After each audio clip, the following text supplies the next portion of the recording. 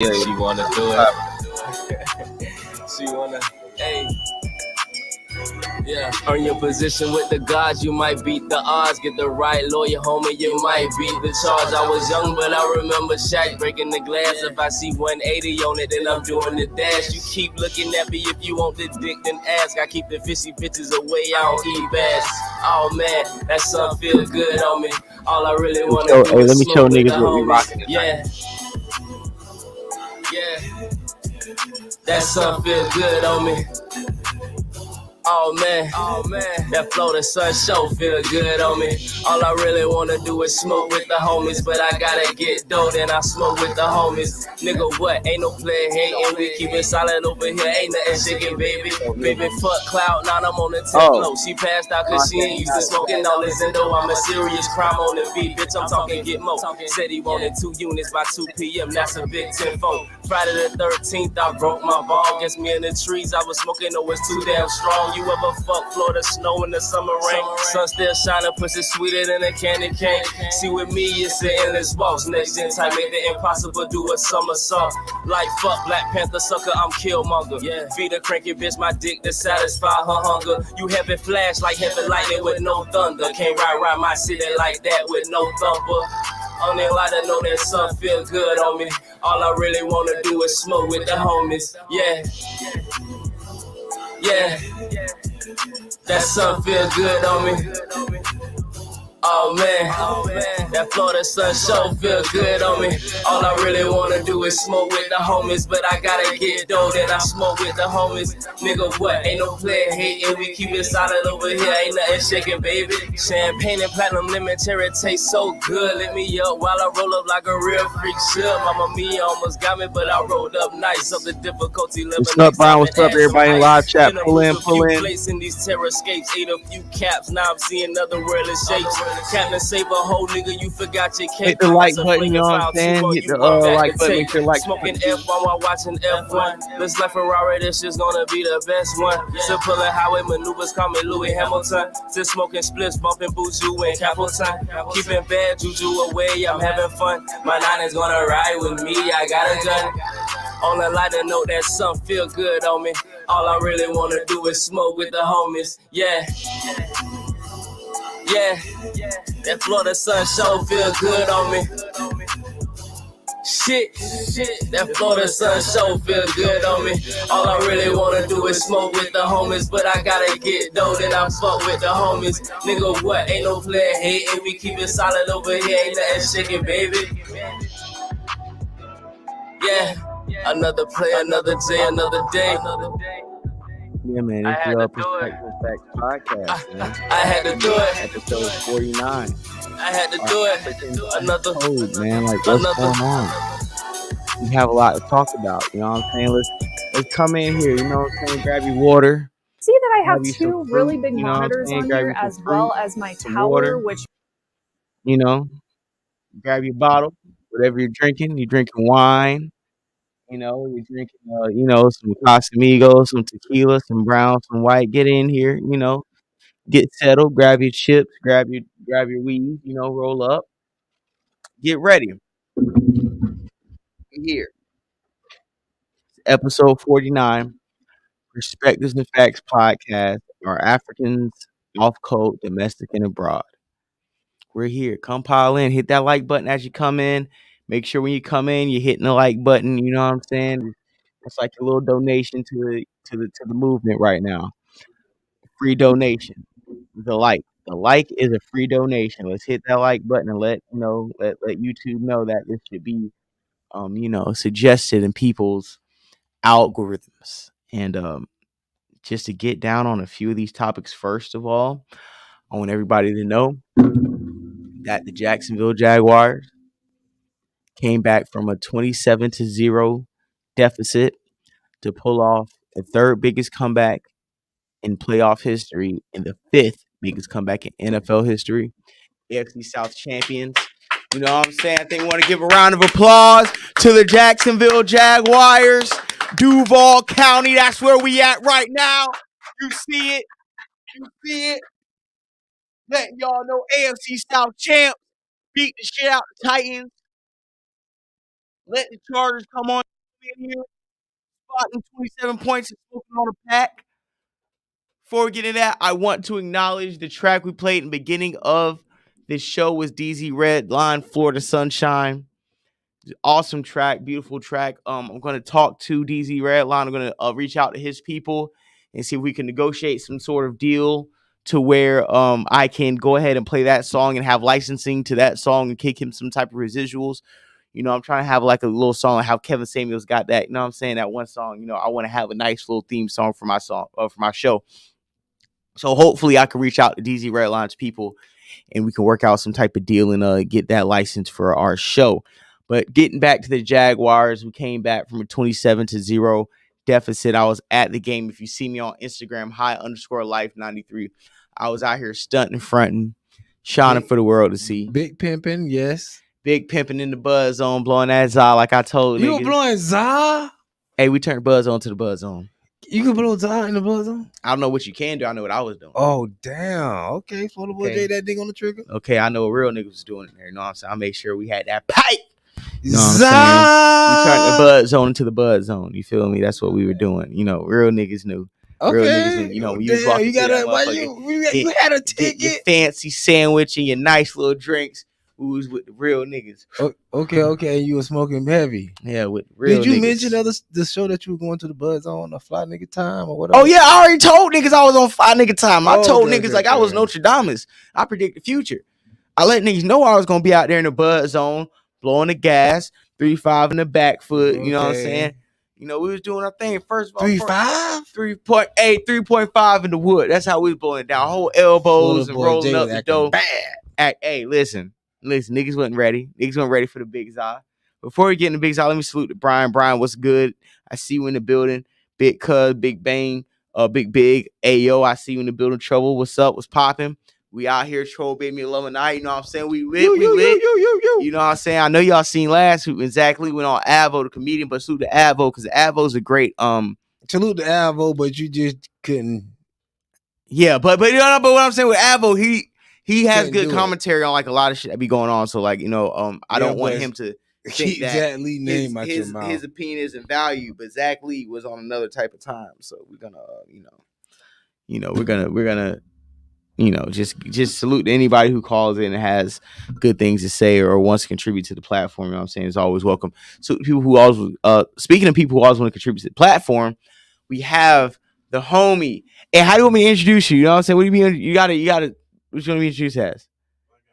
Black guy with glasses. We got a black guy with glasses on here. My homie. Let's give a round of applause. You know what I'm saying? My dog, Robert, he in the building. Black guy with glasses. He's here. Appreciate you for having me. He's here. You know what I'm saying? Hey, man, you want me to let him know what today is or not? We want to chill. You know what I'm saying? You all right, hey, listen. His real name is Robert Luther King. You know what I'm saying? Him and Martin Luther King share the same birthday. Yeah, you know what I'm saying? And, we was out and I was like, no, Rob, pull up. You know what I'm saying? There's a lot of playoff football going on. And I know we're going to talk about sports today amongst the other topics. If you know my platform, Respect and Facts podcast, and you've been here, you know, Robert is a mainstay. He's a staple, a part of the core co-host committee. You know what I'm saying? And anytime he wants to pull up, anytime I ask him to pull up, he's going to be here and he's going to, you know what I'm saying, support and add his commentary and his perspective to the conversation. And I'm appreciating him pulling up. Killer Gang show. Hey, listen, Trouble. Hey, listen. Me and Killer Gang, we are finalizing the details of our new show, which is possibly premiering this week. I'm not going to get off the official announcement, but I'm just letting you guys know you should look out for some type of lunch hour, midday, middle of the week program that me and her will be providing on both of our platforms simultaneously while on Facebook Live. I think it will be a good look for everybody involved, and we'll get to details on that. But me and the Killer Gang definitely got something cooking up soon. So salute to y'all. Yeah, but just to Robert's in the building. We got J Doug in the building. Salute to J Doug. You know what I'm saying? Always in making sure we got right production. And just go down on some of these topics just to let you guys know what we will be talking about today. 21 Savage crashes out on Clubhouse arguing with Chicago goons about how many bodies his people have dropped. Once again, 21 Savage crashing out on Chicago goons, telling and snitching about the goons that he associates with and the amount of bodies they have dropped in the Chicago, Illinois area. Well, we know y'all got bankroll fresh. Another topic we have. Ed Reed goes off on Bathune Cookman College for not cleaning up the office that they provided for him or the campus that he was going to take over for the football program and HBCUs as a whole. We're going to get on that. Also, which inspired this topic are Africans off code, domestic and abroad, and African immigrant guns down Black Americans over the weekend. And I think that needs to be in the forefront of this conversation That's a real evening.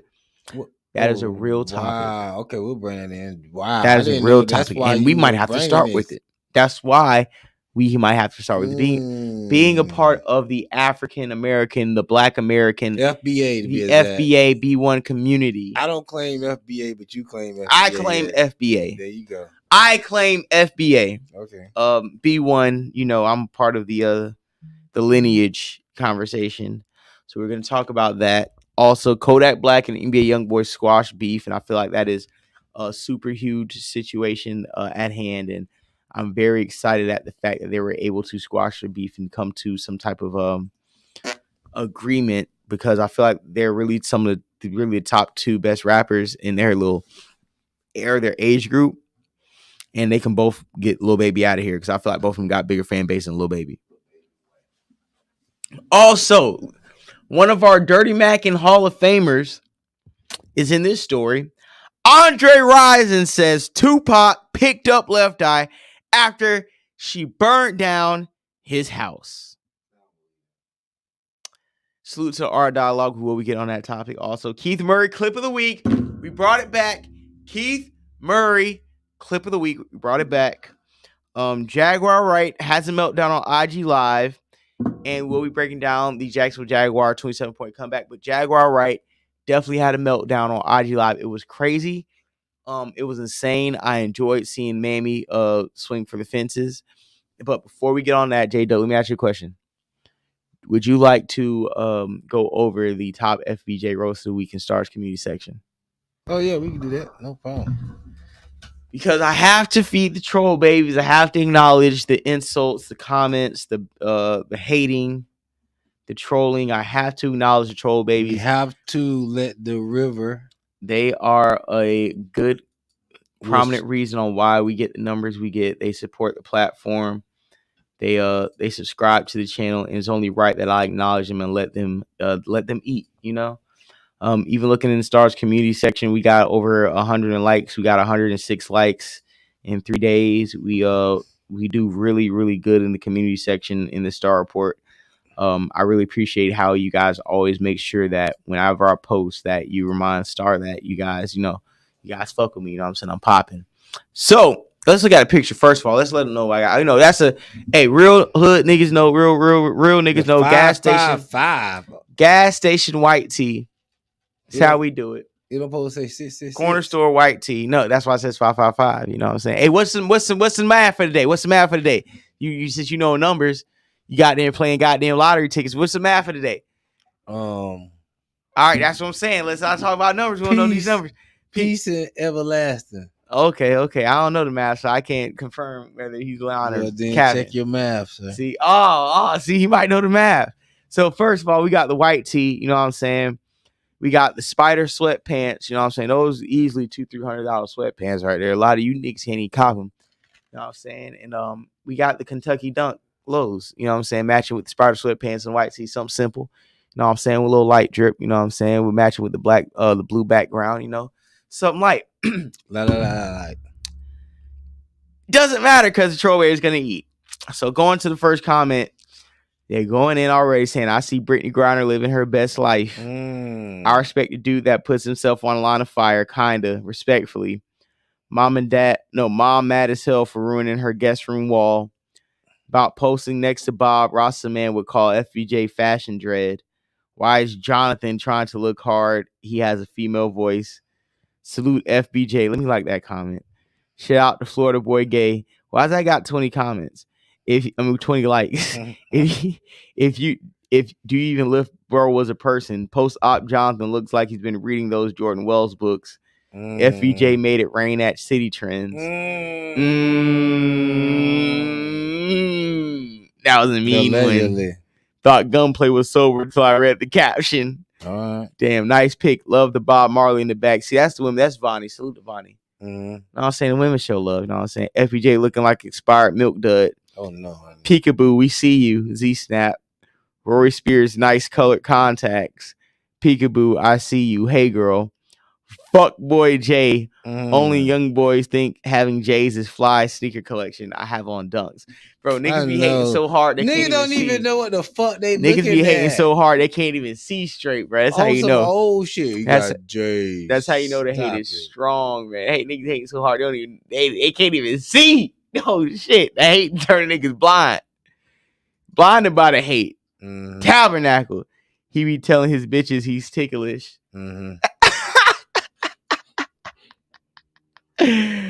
Oh my God, JaVale McGee with a wig looking at. Your bitch, you ticklish.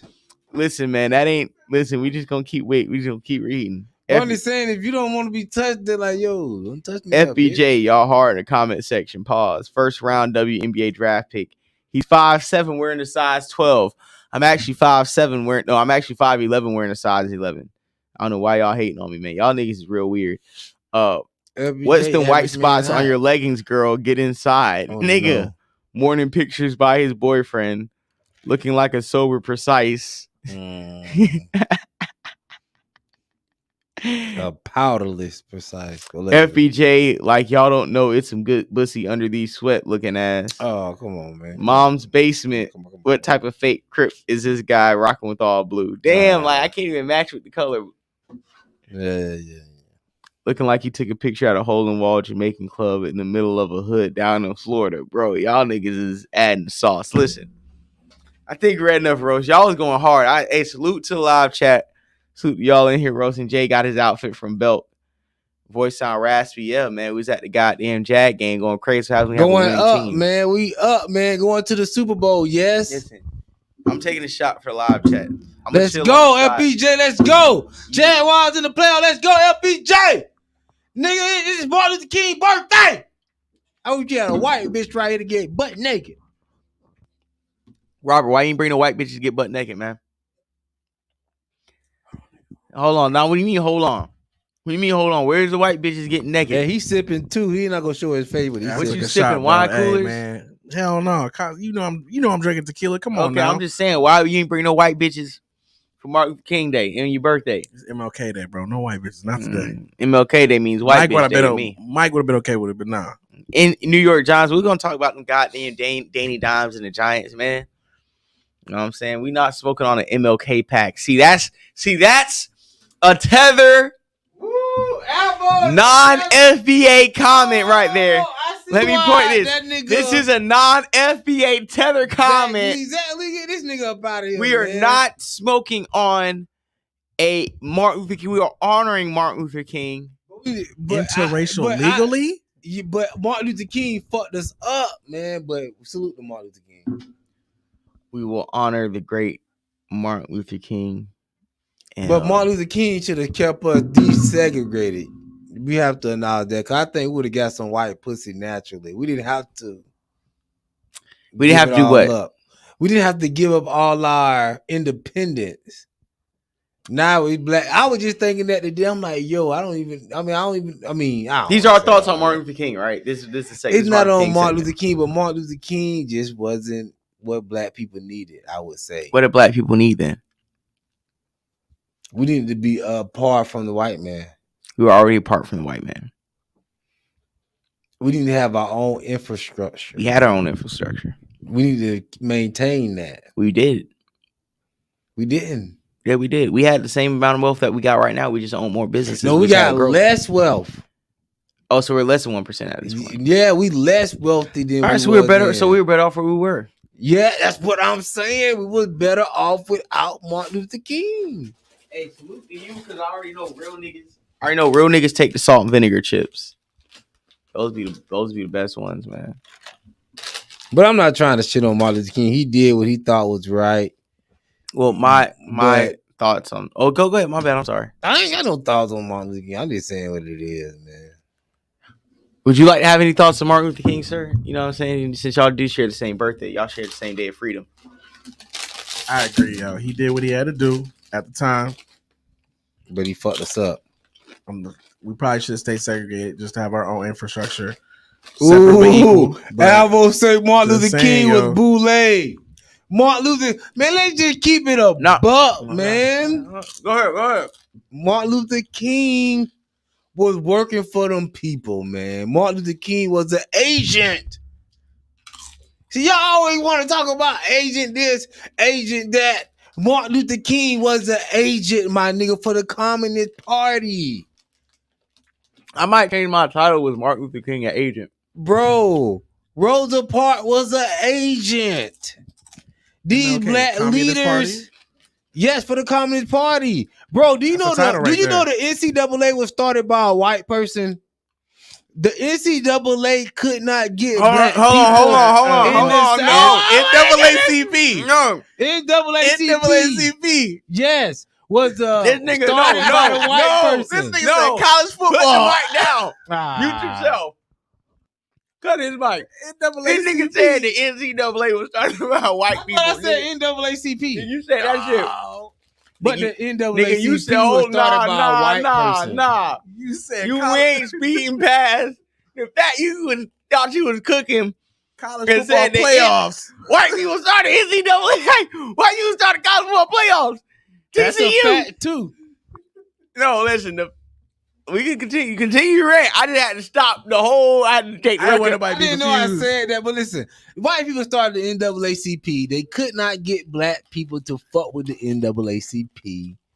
And back in those days, until they got Martin Luther King, who was a master marketer, and that's what it was. But let's salute to Martin Luther King. All right. Yeah. Make sure y'all got your comments out. Martin Luther King was not a part of the Boule.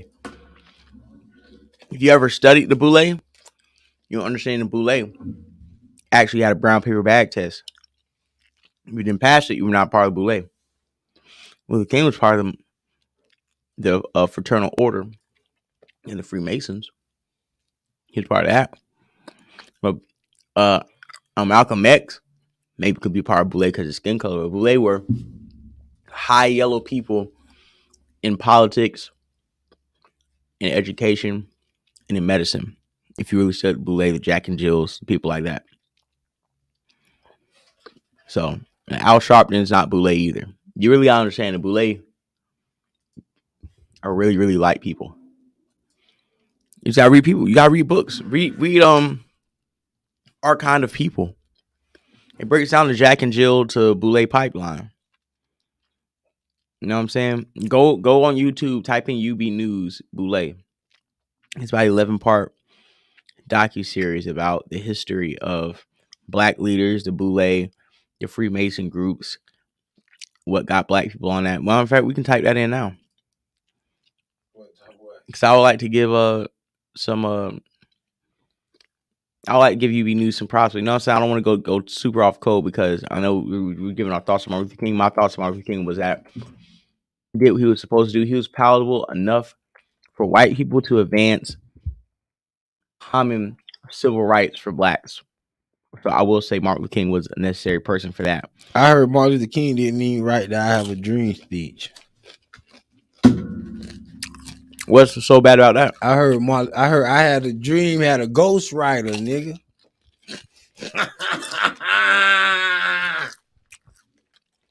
Quentin Miller wrote I Have a Dream. But tell me what's so bad about that if it made a point. Because this was set up to disenfranchise black people. That's why we have what you see today. How? We don't Break have it down. no black tell business. The audience. We don't have no black infrastructure. We don't have no black skill set. That was set up for us to depend on the government. That put us into the welfare state. That put us into the LGBTQ, every other letter group. Hey, Abel, black people individuality. If you want to call in, have this Martin Luther King discussion, you can call in. We won't We won't bring in Zach Lee tonight. We'll just have a discussion between us four. Just call in. And we'll have a discussion about Martin Luther King and his contribution to the advancement of colored people. They got a good idea? Yes, but listen, Martin Luther King was our last time we had like a real a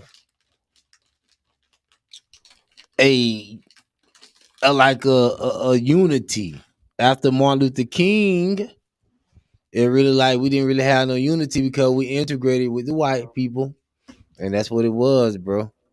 But we just was disenfranchised when it comes to what Martin Luther King did. That's all I'm saying. I felt like black people would have did better because a lot of other things came along with integrating us into the schools along with the white people because they wanted, the communists wanted all the children in the same schools to start indoctrinating us all the same. This made it easy for the indoctrination. It's real deep, bro. It's not no, it's layered, bro. It's a layered thing. It's not no thing where, like, you know, like I said before, the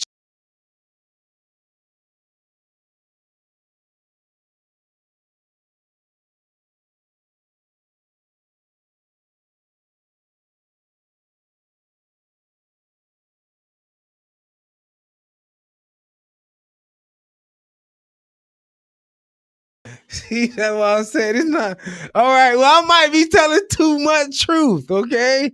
But we gonna chill on the truth. Okay, hey, my bad. Screen turn Hoover. Yeah, yo, my bad. I'm telling too much truth. All right, well, I'm gonna fall back. Damn. Right, I just thought I was with the bullshit. Keep cooking. I'm a mush mouth nigga. I don't know. I'm just saying this is what it was, man. You know what I mean? You just what it was. The live never did that before, but the day it did. So you know that happens. Allegedly. I don't know, man. So I feel like Martin Luther King, there's some things that I disagree with. But at the same time, I feel like a lot of the way they, like, it's hard to understand what he meant and his image in the 60s today in 2023. It's hard to try to capture the vibe around Martin Luther King. Like, that's like somebody telling us what Kobe Bryant meant before he died. It's like, well, if you weren't really around to see his run, like, it's hard to kind of tell you how important he was to people. So at Martin Luther King, it's easy to sit back now, enjoying the fruits of his labor, and speak on what he did or didn't do wrong according to the people who wrote articles about him and made money off of him after his death. But to be honest, if we can ask ourselves, did Martin Luther King make this a better place before he died? Yeah, like unequivocally, if you say yes, and he did his job. He wasn't supposed to save every black person. He did what he was supposed to do. Malcolm X was not really allowed to fulfill his duties, but I feel like when it came to MLK, who was almost there, but once he kind of woke up and understood that we need to get our reparations, and he said we're coming for our check, and he started the Poor People's Campaign, and the Poor People's Campaign wasn't about just black people, it was about people across America that weren't making ends meet, you know. They took him out of here because he was making it known that this isn't about black or white, it's about rich and poor. And the rich are making the poor turn against each other. And if you don't realize it now, then you're just going to be eaten alive. And I think because he was getting on that, they took him out. And because he wanted niggas to get their reparations, they took him out. So, Avil, I want to ask you this. You're like Colombian, right? Don't they kick the shit out of you motherfuckers in Colombia? Do they put you niggas on Colombia on TV? Name me one black Colombian activist that actually got anything done for you motherfuckers. I'm just asking. If Colombia was so great, if Colombian blacks were so fucking great, why are you in America doing, you know, like Uber Eats? If Colombia is so great, like why come over to the country Dr. King died for to make it comfortable for you to come over here and do Uber Eats? Like, can you even do Uber Eats back in Colombia? They even let dark-skinned Colombians do Uber Eats? I'm just asking the question. You saying a lot about Dr. King. I'm just asking you, as a Black Colombian, like how are you guys doing over there? You guys still living in the slums or what? Like is there like a Black Colombian we can all look to as like somebody that's done things in America? I don't claim Colombia that place and name after a colonizer. Isn't that where you from though? Isn't that your homeland, right? I'm just asking, like, is that your homeland? So that is your homeland, and it's still a third world country, and they kind of you know, relegated and segregated Black people to the slums and kind of make sure you guys won't be seen by national media or the world abroad. Same thing they do Blacks in Brazil. So what I'm asking you is, you have so much to say about Martin Luther King, but my main point is, can you tell me one Colombian immigrant that's done anything, or one Black Colombian that's done anything for the advancement of Black Colombians? Or did you guys just all run to America because Black people made it easy for you to blend in and do Uber Eats? Well, we know Black Colombians didn't do anything. Alvo, you in the building? I see you tapped in. Don't come in and talk tough. Just no, this is just conversation. Like, rep your homeland, rep your flag of corruption. Alvo, you in the building? Unmute your mic. We're gonna take you out of here, man. Till you get just mute your mic. Unmute your mic. Just let him. You know what I'm saying. Maybe he's getting his notes together. I don't know. Maybe he's Googling stuff. I'm just trying to make sure he gets in out here for like my nigga Aaron coming here, or Eric coming here and cook up something decent. I wasn't trying to dump on Dr. King. I'm just trying to put some of the facts out there to show Black people how we've been used right from the beginning to push this agenda that we see today. This thing been 60, 50 years, over 100 years in the making. That's what I'm trying to say. And it started with Dr. King. And then Dr. King got off course with their agenda. Then they took him out to keep this agenda pushing forward. Right. This stuff is not just like Dr. King made a mistake. Dr. King was used too. We all being used. That's what I'm saying. I'm not blaming on Dr. King, but he was being used too. And once he realized he was being used, then he tried to double back, and that's when he got took out. But we all being used. Yeah. But everybody working with their group but us. That's what I'm saying. I think we're working together. We're only working to a certain point.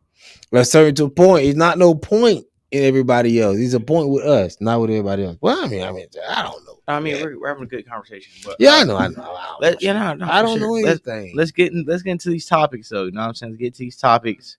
You say send another link. Oh, hey, let's. Ain't no another link. Okay, we're gonna send the link to you one more time, Avo, and give you like a minute to tap in before we start the show. I don't know if you're on if you're on the Puerto Rican headset, you on some type of, you on the African perks. I don't know what's going on. I don't know if them African perks, you know what I'm saying, got you with the Bobby Brown jaw. But I would like you to call in. Let's have a conversation about, why you have so much to say about Martin Luther King. And if you can, and hopefully your Google searches, hopefully we gave you enough time to Google some type of Colombian activist that probably got his head blown off in the fucking mud hut trying to get you guys rights to sit on the back of the fucking back of the horse.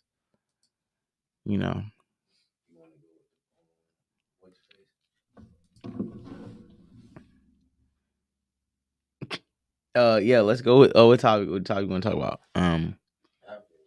Yeah, I think we talk about African immigrants gunning down Black Americans. I think that's a correct topic we should go on. You see the title in the description. We're gonna have a good conversation about us in the diaspora, and salute to Minister Farrakhan's 1993 sermon when he talked about the murder of Malcolm X, which was titled "Hard Trials Are Necessary to Establish the Truth." And today we're gonna have some hard trials that will be necessary to establish the truth in a multitude of topics. So, Avo, are you in the building? What's going on? Is your Jamaican Bluetooth connecting? Nah, I had to download Chrome because the Safari was not allowing me. Salute! Happy MLK Day to the FBA community. All right, that's what's up. That's what's up. Introduce yourself. All right, keep going. And also, shout out to the Jaguars. I was gonna talk mad shit on y'all. I seen that game 27-0, and that comeback was legendary. I can't even lie. I like football. That was amazing. Yeah, man, I was in the building, man. We didn't lose hope. We just knew It that. was with the whole family. That's what's up. I mean, like start the year off. That's a good way to feel. Like even though it's just a W, it's still a lot of playoffs to go. But smoking a Buccaneer pack right now, though. Yeah, man, I'm surprised the Cowboys actually showing up and showing out, but that's not my problem. I know we advanced, Giants advanced, you know what I'm saying? And you kind of see in the playoffs, man, it's winner go home. It gets real quick. Salute to the Gift and the Curse podcast. Like, share, subscribe. Hey, listen, Killer, I told him we got a little midday afternoon lunch break show coming up. Niggas got hype. We're gonna go over the details a little later, but you know what I'm saying? We got something cooking up real nice for everybody. But yeah, Avo, tell me what was you saying about Martin Luther King on Martin King's birthday? So I see what you're trying to paint. You looking like Picasso right now with this narrative you're trying to paint on me. So I do agree with what you just said, that when MLK was about division, when MLK was about black supremacy, they pushed that narrative. And as soon as he started talking about the 1% and started talking about not about like what makes us different about in race, but more about how it's about the have-nots and the people that actually have. And yeah, that's the time that they kill him. I'm part of Occupy Wall Street. That's how my activism career started. As a 17-year-old, I was walking through Tribeca. I saw a protest. I don't know what the fuck was it, and that's my initiation to the political world. I've been part of Stop and Frisk. My name is in the legislation. I also been a person that when I graduated at 16 from high school, I realized that I didn't have no papers. I came here with a visa, but Hold on, pause. Slow down. Go ahead. Slow down. Go ahead. So are you telling me you currently don't have a visa right now, or No, have you got that you didn't let me finish. I didn't have papers back I then. I want to make sure because hold on, slow down. Go ahead. We directly connected to the snitch hotline. I want to make sure I ain't have to for sure. phone in the call. You could call ICE. They do be putting I me in that room. I don't know if you've seen a group of Cubans laying on Miami shores this weekend. I got triggered. It was like I got triggered. It was like 12 of them. It was 12 of them. I got triggered real quick. I was ready to start calling ICE on niggas. Like I said, because I know they got their green card. I just run down on them niggas. They got something on them. Like I said, my visa got expired when I was a child. I had no control of that. I couldn't tell my parents back then, "Hey, don't take me to America." That was out of my control. But but that was a good experience because again, being an immigrant kid kept me away from drugs, kept me away from being a gang member. Because you could get a slap in the wrist. My ass gets deported. I'm not allowed to do crime in another country. So it kept me in line. Don't get me wrong. Later on, I started being an activist for DACA. I got DACA before from the Biden administration, from the Obama administration. I got DACA. I was a DACA baby. You could put it on you all you want, but I'm proud of people like Martin Luther King. I'm proud of people like Malcolm X that showed me the way of fighting for my rights. I used to pay my own greasy. Why would you in the comment talking greasy, man? We don't got a lot of time for babble. I wasn't talking greasy, but at the end of the day, no. Hey, hold on. Hey, Advo. Listen, man. I see J. Edgar Hoover. I see what else? MLK was an LGBTQ activist. He was. He was. What else? RIP Emmett took J. Edgar Hoover's body. MLK was a bootleg. I'm just saying, you was making a lot of strong accusations. I just want to know. I just want you to go in, expound, go in, and you know what I'm saying? Like, let me know what you think. I'm not attacking you. I'm giving you the chance. I'm reading your comments, and I want to give you a chance to speak on them. I'm just reposting the podcast on my YouTube link, so you got the mic. No, my point is that as an activist, he's my inspiration, but also as an activist, I could also be aware of the dangers of talking against power and not having the backup. If you don't have the backup, there's certain things that you should shut up. Like, for example, when I used to live in Florida, yeah, I would talk shit about Zach Lee.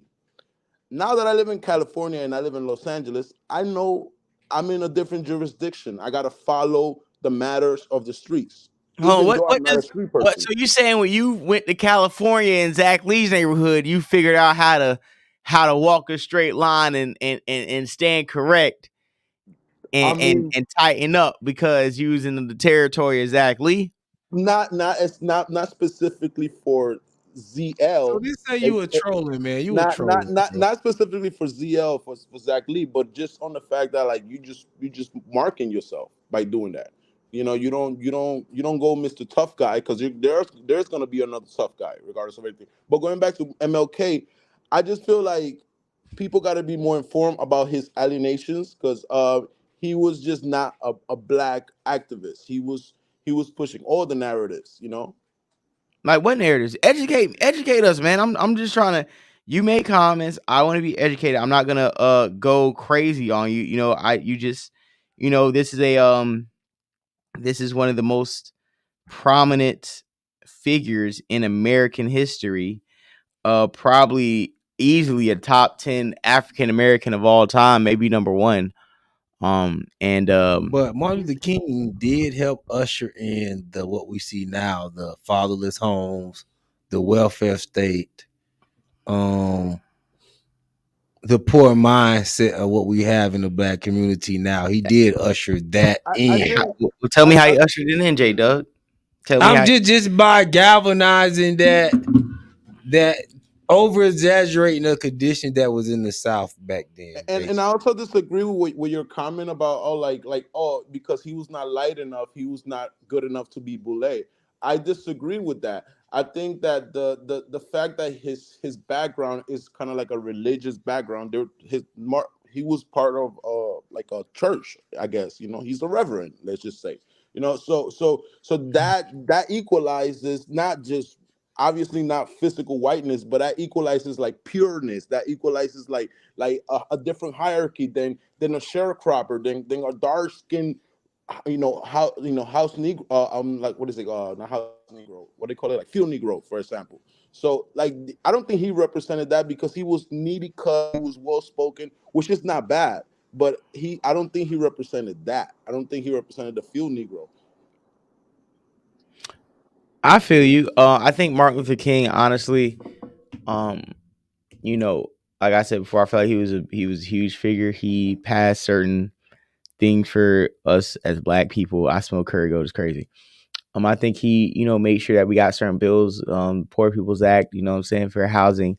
I feel like he let us take a step forward. We wouldn't be relegated and subjugated to lesser than materials, lesser than things, because at the end of the day, before Martin Luther King did what he did, all of us would have been in the hood. None of us would have been able to have a suburb, even go to a suburb, or even have some type of living outside of like rundown shit. So for Martin Luther King, we still have rundown stuff, because like, think about this. That's to say that the hood, we're going to stay the hood. I feel like the hood was the hood when Martin Luther King was running. That's why he was running. If the hood was so great, it wasn't no hood, bro. It was the hood. Black people had families. MLK it wasn't no projects, MLK bro, Street in every urban city is a chaos. It looks like what was the Amsterdam? Bro, they had Red Summer. White men can come in your house and rape your wife and shoot your dog and leave and not get prosecuted. Bro, that was in the late 50s and 60s. Like, why are we acting like niggas do that? Why are we acting like niggas are driving Cadillacs and limousines and eating fried chicken in their own black neighborhoods? The fire department burns your house, and then they the ones that write the receipts. Like, come on, man. What does the fire department got to do with black Americans living in such bullshit that they had to fight for civil rights in the 50s and the 60s? Because obviously, if everything was such hunky-dory and they had a great time being black by themselves, they wouldn't be fighting for civil rights. But I would say that, you know, the black people in Greenville, Tulsa, Oklahoma, what everybody always want to refer to, this before civil rights, they was living good until, you know, that whole thing happened with Tulsa, Oklahoma. You're talking about the same descendants of the Maroons, the same Maroons who fought. But I'm just saying, it was a lot Florida. of black people that was living good, bro. I was telling you, the situation was over exaggerated, just the same stuff that you see today. Yeah, but it was pretty much like white people living on farms. Everybody was for it. It wasn't like white people had solar power and black people didn't. Nobody. Also, why he didn't push the Second Amendment? So like he followed Gandhi, who was a known racist. He followed the non-violent, the non-thing, everything.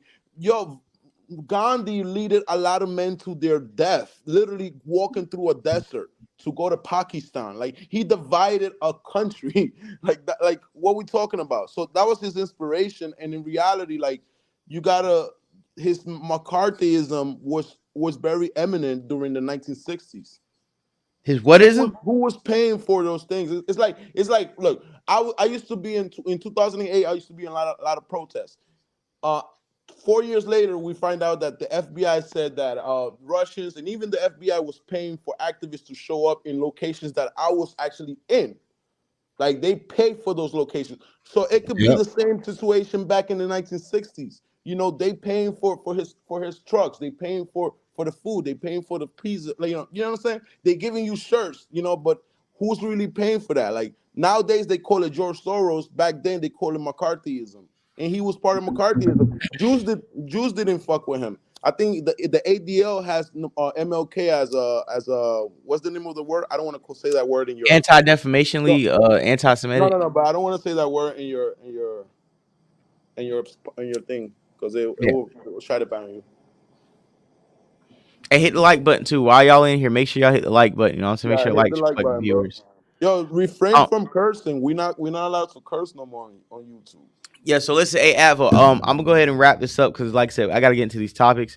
But I do appreciate this conversation about MLK and your thoughts. You know what I'm saying? I ain't gonna go in on you and call you tether and all these other, you know. I do think I do believe you're an agent. I do believe you've been an agent since. Hold on, I do believe you've been an agent since Occupy Wall Street, and you're only here to observe Black Americans. That's why they kept you in the country. You don't get to say that because you know, like Star says, I put boots on the ground.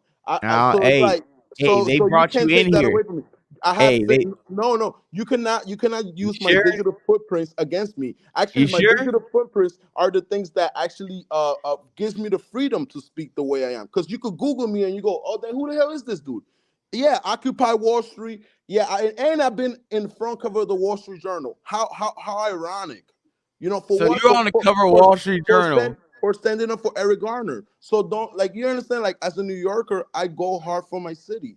Now, that's not a bad thing. That goes in for the benefit of a Puerto Rican kid, and that goes to the benefit of a Black kid. You know, when NYPD looks at me, they're not going to say, oh, bro, just because you speak Spanish, I'm not going to arrest you. They're going to discriminate against me. Then the thing is, you know what? Hold on, Avo. You know, Avo. Hold on, Avo. Listen. Finish one You're thing. doing a lot of explaining for somebody that's not an agent. But listen, why don't you stay around? Hold on. Why don't you stay around and watch how some other immigrants came into the country and disrespected the people who laid the groundwork?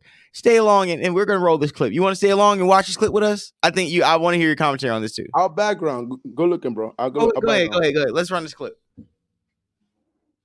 This is what you bringing the topic. This is a African immigrant using a gun to gun down Black Americans only, and one of his excuses was that they kill each other anyways. Shakiria, hey Avo, they about to pat you down and trying to say if you're wearing a wire, Avo. You know you can cover New York Times.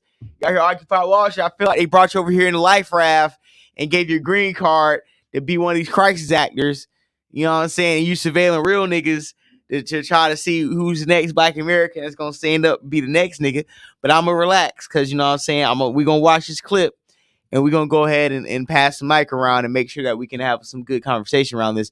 Go ahead, JD, roll the clip. And make sure the likes reflect the viewers. You know what I'm saying? Hit like button, subscribe. The Cash App is right there. I'm trying to get me some crystal sandwiches on the way home, you know. And this is why you asked, are Just one. Africans off code, domestic and abroad? Yes. This is the reason why we have titled this episode, Are Africans Off Code, Domestic and Abroad? Suspect. According to court documents, race may have been a factor in those shootings. Fox 13's Alejandra Guzman is in the newsroom now with the very latest. Ali. Hannah Bryan, this is a shooting that originally seemed random, but it doesn't seem so random anymore. Court documents providing more insight into what may have motivated the shooter to open fire. And according to investigators, this attack has a racial component. Now, those documents just released tonight say that throughout the interview with detectives, Mamadou Diallo stated numerous times that he does not like black people and he does not like spending time with black people. Why? Well, according to those court docs, Diallo told police, quote, "They're always killing each other. Each one of the victims he shot at or had an altercation with are black," according to police. Now, police say Diallo's shooting spree started Thursday afternoon when he walked into the Safeway on 3rd Street in Renton. He made a purchase and shoved a 76-year-old black man to the ground as he walked out. Within 4 minutes, police got another 911 call for a shooting at 64 Rainier Avenue South. These are images from the aftermath. Diallo allegedly shot at a man inside his SUV 7 times and shattered the driver's window. The victim, a black man, was shot in the leg and stomach. He was taken to Harborview and is still in critical condition. Now, 20 minutes later, shots are fired at the Kia dealership on Southwest Grady Way. Police say Diallo shot an employee in the thigh, hip, and wrist. That employee ran to the service bay for help. Witnesses told police they saw an older gold Dodge Journey drive away from the scene. Now, at 2:09 p.m., deputies with the King County Sheriff's Office received several calls saying a man had been shot at point-blank range in SeaTac. The victim lying on the ground with several gunshots to his chest. He remains in critical condition, but deputies say 5 casings were found on the ground. Witnesses there also reported the shooter got away in a gold Dodge. Worried he would strike again, officers and troopers tracked him down. Their air support unit spotted him just headed southbound on Air 5. We happen to have a SeaTac sergeant that was in the right place at the right time that happened to see the vehicle within just a few minutes after the shooting.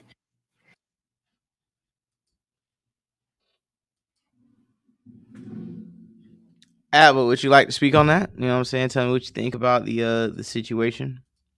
Well, I believe that when it comes to relationship between immigrants and FBAs, it all starts in the school system.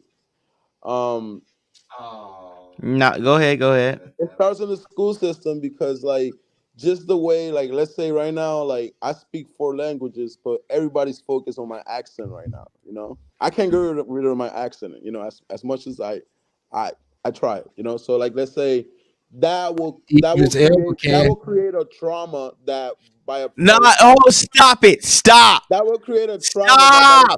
Stop. Hold on, Avo. What you're doing tether babble right now. We just seen an African gun down black Americans, and I asked you about that, and you're over here playing Rig Around the Rosie about your fucking accent.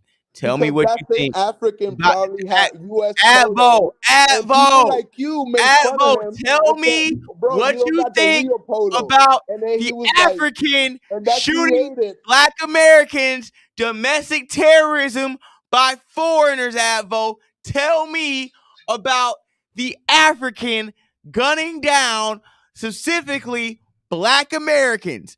Tell me about that and not your fucking accent or how many goddamn languages you freestyle to impress Whitey. Don't tell me your credentials to impress Whitey. Tell me about the shooting. Black Americans are #1 buyers of what about the shooting? Cut his mic. Cut his goddamn mic. Avo, tell me about the goddamn shooting or you're a fucking agent. Americans are #1 buyers of Mercedes-Benz.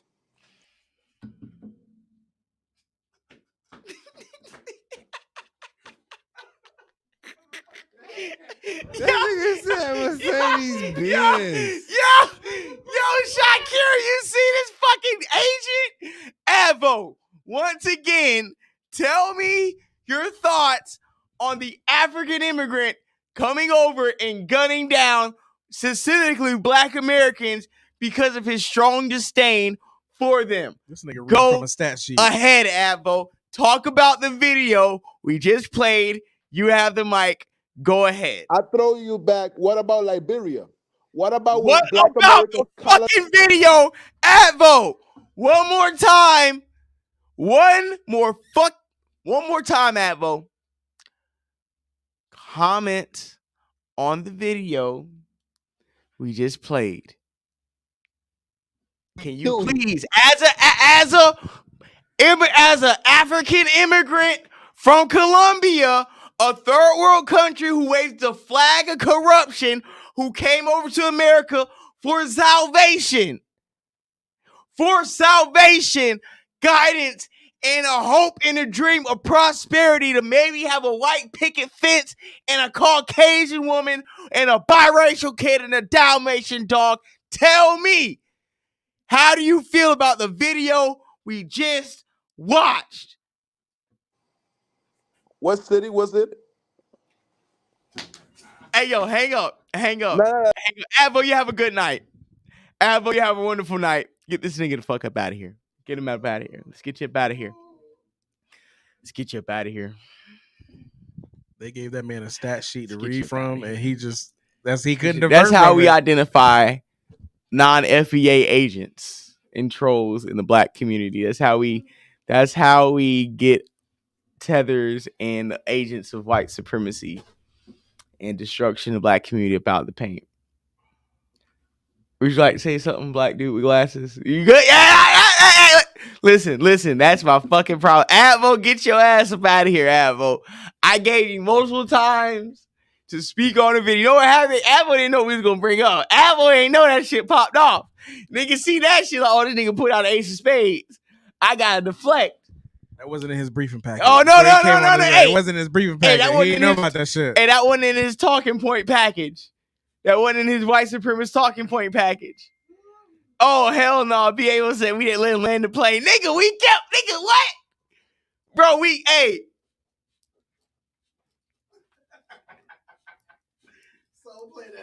soul playing that nigga down to the goddamn landing strip. That nigga ain't, hey, shot carrier.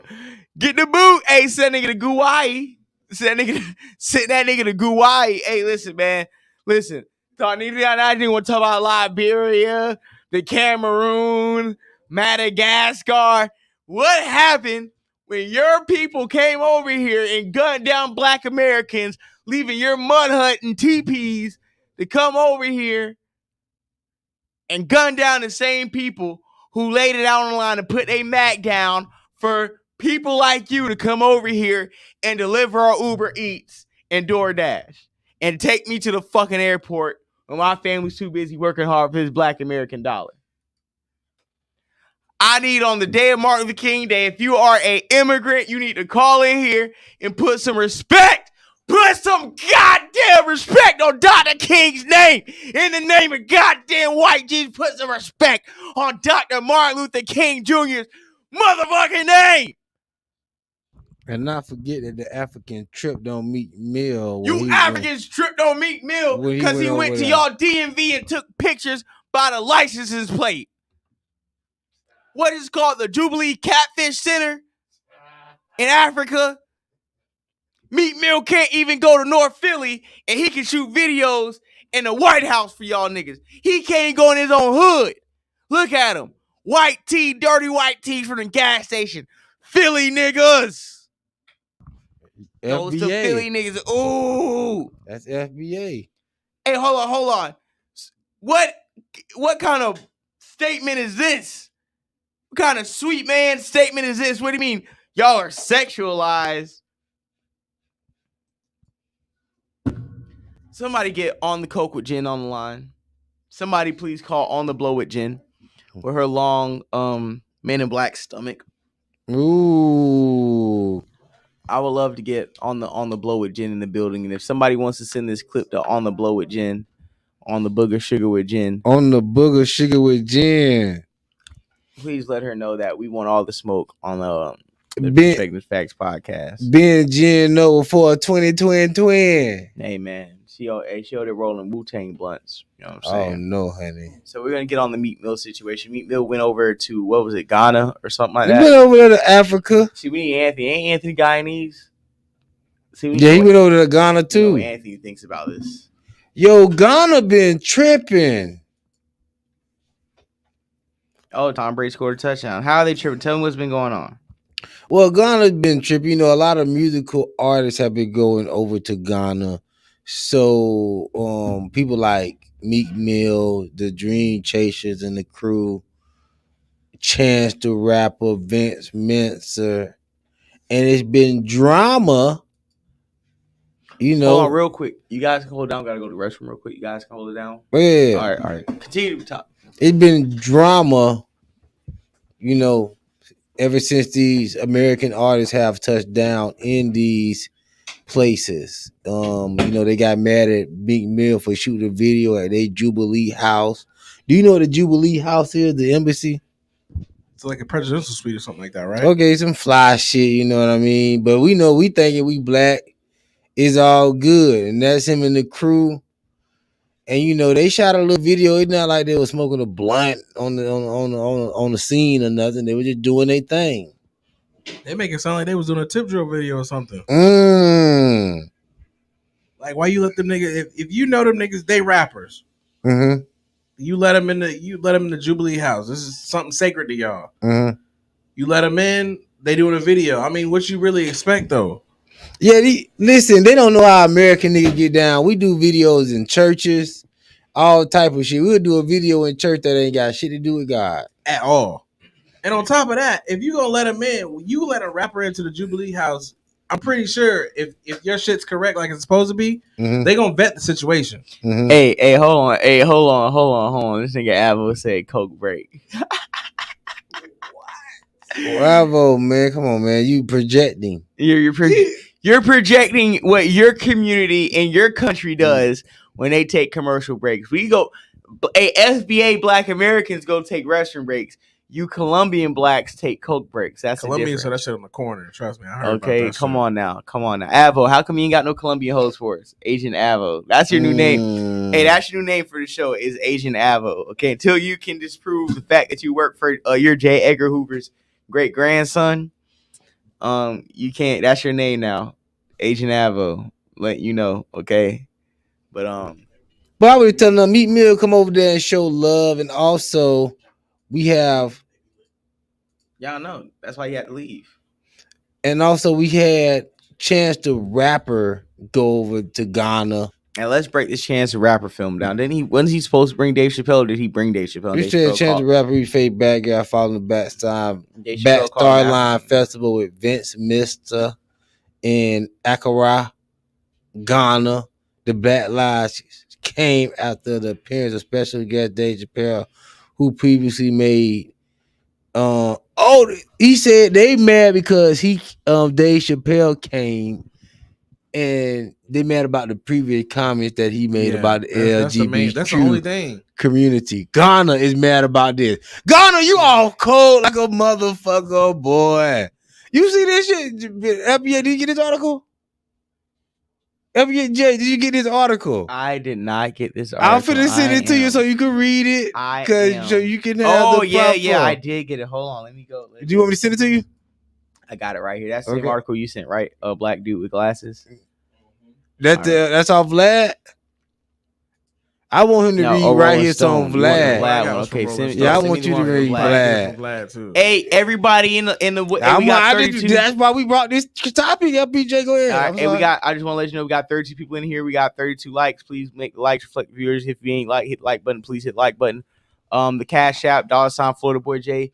Go ahead, donate. You know what I'm saying? I might want to get a upgrade my Fracho large tonight, so I just want to let you guys know that I'm just trying to get a large fry. Supersize. That's it. Supersize me. Large fry. FBJ. Chance the Rapper recently faced backlash following his Black Star Line Festival with Vic Mensa in Accra, Ghana. The backlash came after the appearance of special guest Dave Chappelle, who previously made comments perceived to be anti-gay by many. Hey, hold on. Let me shout the Cash App because I got two Cash Apps. One of them, changes variety. Payment from Recut. Dude said $10 for fuck the Jubilee FBA all day. Hey, that's what I'm talking about. That's what I'm talking about. Let these niggas know what time it is on the day of Martin Luther King's born day. Let these niggas know. We got another cash out from Avo, the agent, Avo, the comedian. He says $4 for J. Edgar Hoover body. Okay. You know what I'm saying? That's listen. Hey, they going in. Hey, send whatever you want to, as long as you send us some bread. Hey, say what you want. I ain't got nothing to say. Hey, listen. So, Chance Rapper spoke to Rolling Stone about backlash he faced during throwing the festival in Ghana. Despite the conditions in the country, there's only myself and Vic's Black Charlina and Afro Nation are the only two that I know that aren't actually poised by people that are from Ghana. But that was something that was on my mind from the jump when we made it. I always wanted the festival to be something that, for one, provided access to people that don't typically get to see these concerts, because a lot of events around that time do price people out. The rapper then clarified his festival created opportunities for the people of Ghana, stating, I can't speak for for all the festivals, but our festivals created a whole lot of jobs and put a whole lot of people to work. So that's how he felt about it. So now when I'm reading it, I feel like Vlad TV was one who just made the comments on facing backlash because of the LGBT thing. You don't think that was the people? Okay, so Dave Chappelle. Okay, so you're thinking the people of Ghana was mad that Dave Chappelle came because Dave Chappelle made anti-gay jokes, and you're saying the people of Ghana are so gay that they. I think Ghana might be on that Bucci popping. They might be Bucci cat popping over there, man. So you believe the Guyanese are so? Listen, it's no FBAs or Black American tripping off nothing Dave Chappelle doing over here. Let's just keep it a band. Why would you think? Why would you think the Guyanese would be tripping on? Because of the article. I'm like, what else? Like, we coming over there showing love. We're not asking none of y'all artists to come over here and show no love. We don't need no love from no artists in Africa. It ain't shit an African finna come over here do and oppress us. Nothing. It's a free ass concert. And to be honest with you, Akon fucked them little African kids bag up, because ever since he came out here talking crazy, they ain't been going viral no more. Yeah, no more Mud Hut tap dancing around here. No more Mud Hut and the red clay dancing around here. You better get in goddamn Congo caves and make sure your little brother don't get his hand cut off in the diamond mines. Oh man, that's fucked up. You know Akon, you fucked your people bags up. You gotta take shots for that, huh? We going too far? You know we going too far. Hey, Lodge, let me know we going too far. Let me know we going too far. Cause I'll turn it up. Niggas out here dancing by the TP, bringing them for the Rain Man to bring their rain back. And niggas over here talking about they don't like Black Americans because we kill each other. Nigga, what was y'all doing over there? King Leopold III didn't have to take a state foot in South Africa for y'all to turn y'all on y'all own and kill each other and exterminate yourselves. You know what I'm saying? I protested and passed more legislation than MLK. You passed more legislation than Martin Luther King Jr.? This nigga said he passed more legislation than Martin Luther King Jr. Then why aren't you in politics? Why aren't you a respected politician in Washington, D.C. and in New York, since you out here passing laws and what you think, you AOC, nigga? You couldn't even handle Zach Lee. Think he Nancy Pelosi. Zach Lee packed you up. Hold on, you let a nigga from California pack you up, but you talking you went to the White House and passed legislation with Whitey. Where's your Nobel Peace Prize then, nigga? This nigga took a picture with Joe Biden and now he a politician. This niggas do one thing. This nigga took a photo op in a line. Nigga took a DC tour, high school Joe tour. Now he a politician. Hand in your back took pocket. a DC high school tour. Now he a selfie in front of the White House. That nigga took a selfie in front of White House gates. Now this nigga a diplomat. Man, you wildin', Avo. Hey, yo, Cowboys smoking on a Tom Brady pack right now. CeeDee Lamb just got a touchdown pass, 18-yard touchdown catch. It is now 30-6. Tom should have left in 2020, yo. Tom Brady over here pulling his jersey down like he about to come in here and do something. Dak Prescott trying to get the people off his back. I'm a lobbyist. Oh, now you're a lobbyist. Man, which one is it, man? Obama used to follow me on. Yo!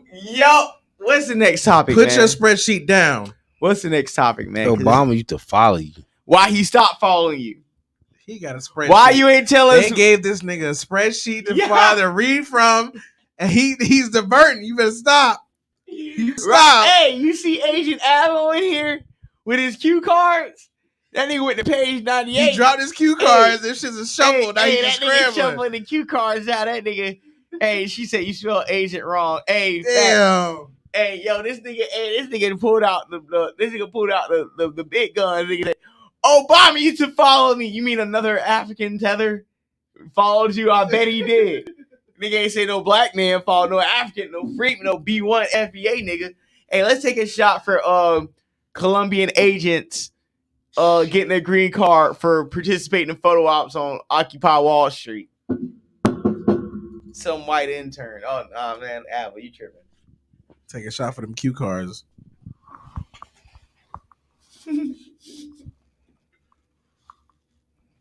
Like in, sharing, cash app in, get it in. Live. So, hey, Shakira, you're gonna love this clip.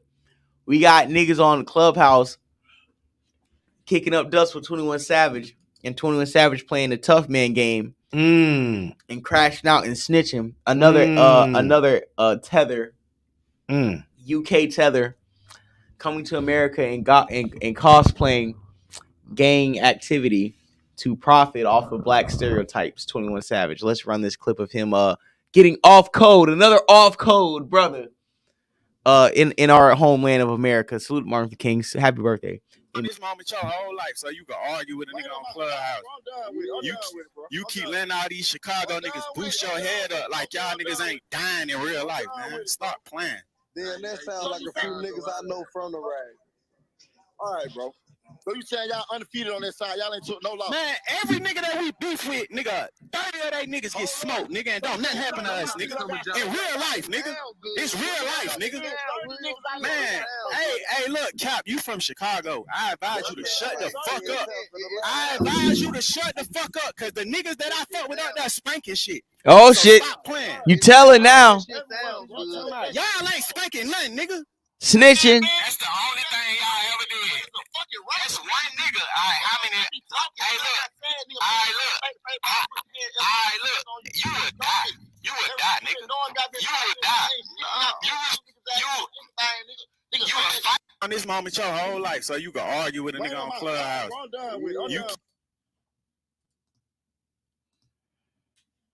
Well, my thoughts about this situation is, once again, 21 Savage, being the cosplaying UK immigrant that he is and never really put in any work in the streets, loves to use his clout and leverage it against other people. Alec, he's a gangster.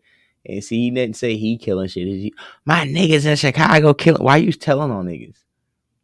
Why don't you just shut the fuck up? Why you on Clubhouse in the first place arguing with niggas and you supposedly a millionaire? You know why? Because you a bum ass nigga that still look for validation from black Americans. And because of that, you're trying to prove a point that niggas don't care about, because we know you ain't coming to Chicago catching bodies. You ain't even catching bodies in Atlanta. Oh, yeah, you fuck with 21? Oh, not yeah, you something blind. Hey, listen, Shakira, you want to speak on 21 and why he's cosplaying black Americans and over here dry snitching on Chicago goons? I feel like 21 is a chump. He's soft. I feel like when he played basketball Waka Flocka and it was fouling him, his only response was to fight the only white dude there that wasn't bothering him. 21 Savage is the antithesis of what's wrong with the hip-hop community and what's wrong with black people. His parents are doctors and well-established people. Instead of him getting a degree or actually being good at something that's constructive to the black community in the diaspora, he decided to cosplay as a hip-hop rapper and a gangster rapper from Atlanta and had to get ICE called on him. He's a goofy.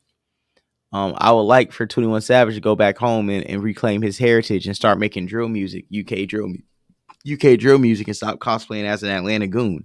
Because unless 21 Savage gets a Metro Boomin album favor or gets a Drake album favor, we're not listening to 21 Savage drop any project when it's just 21 Savage. He's a fucking bozo. He's a loser. And he sucks at performing records because his energy doesn't translate in person, because I've seen him before. And yeah, 21 Savage is a fucking goofy. He's snitching on people. Would you like to play it one more time before we continue with the show? Let's play it one more time for people who are just coming in here. Hey, Paint Love, you kind of cute. All these Chicago niggas boost your head up like y'all niggas ain't dying in real life, man. Stop playing. Then that sounds like a few niggas I know from the rag. All right, bro.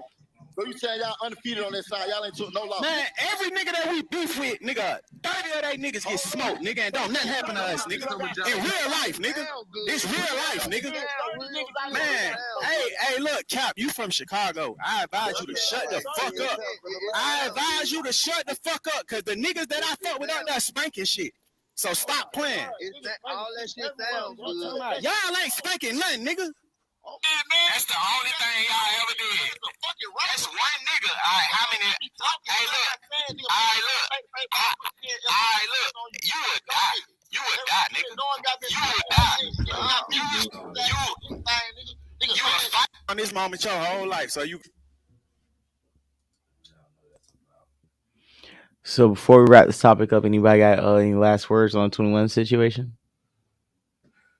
No. Okay, yeah. Well, my last words on that is, it's not the fact that I go in on people, on Black Americans or FBAs.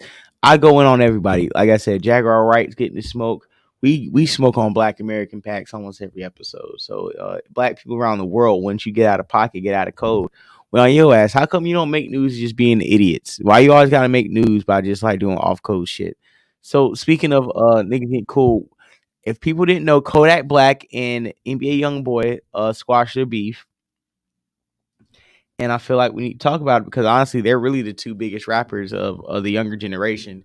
And for them to squash their beef and come to some type of olive branch, I think is very big in hip hop and very big in their circle and their fan base, and kind of showing that, you know, all it takes is a decent conversation for niggas to understand they have more alike than different.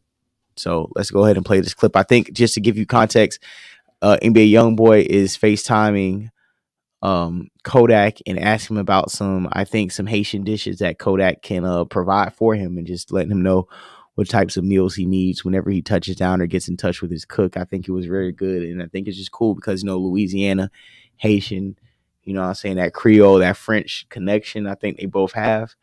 And I think they kind of found that out. Like I said, you got more in common than you got apart. So let's go ahead and play this clip. Kodak Black and YoungBoy. Slow down, y'all. Slow down, bitch. That shit for real. Yes, sir. Oh, yes, sir. Better believe it.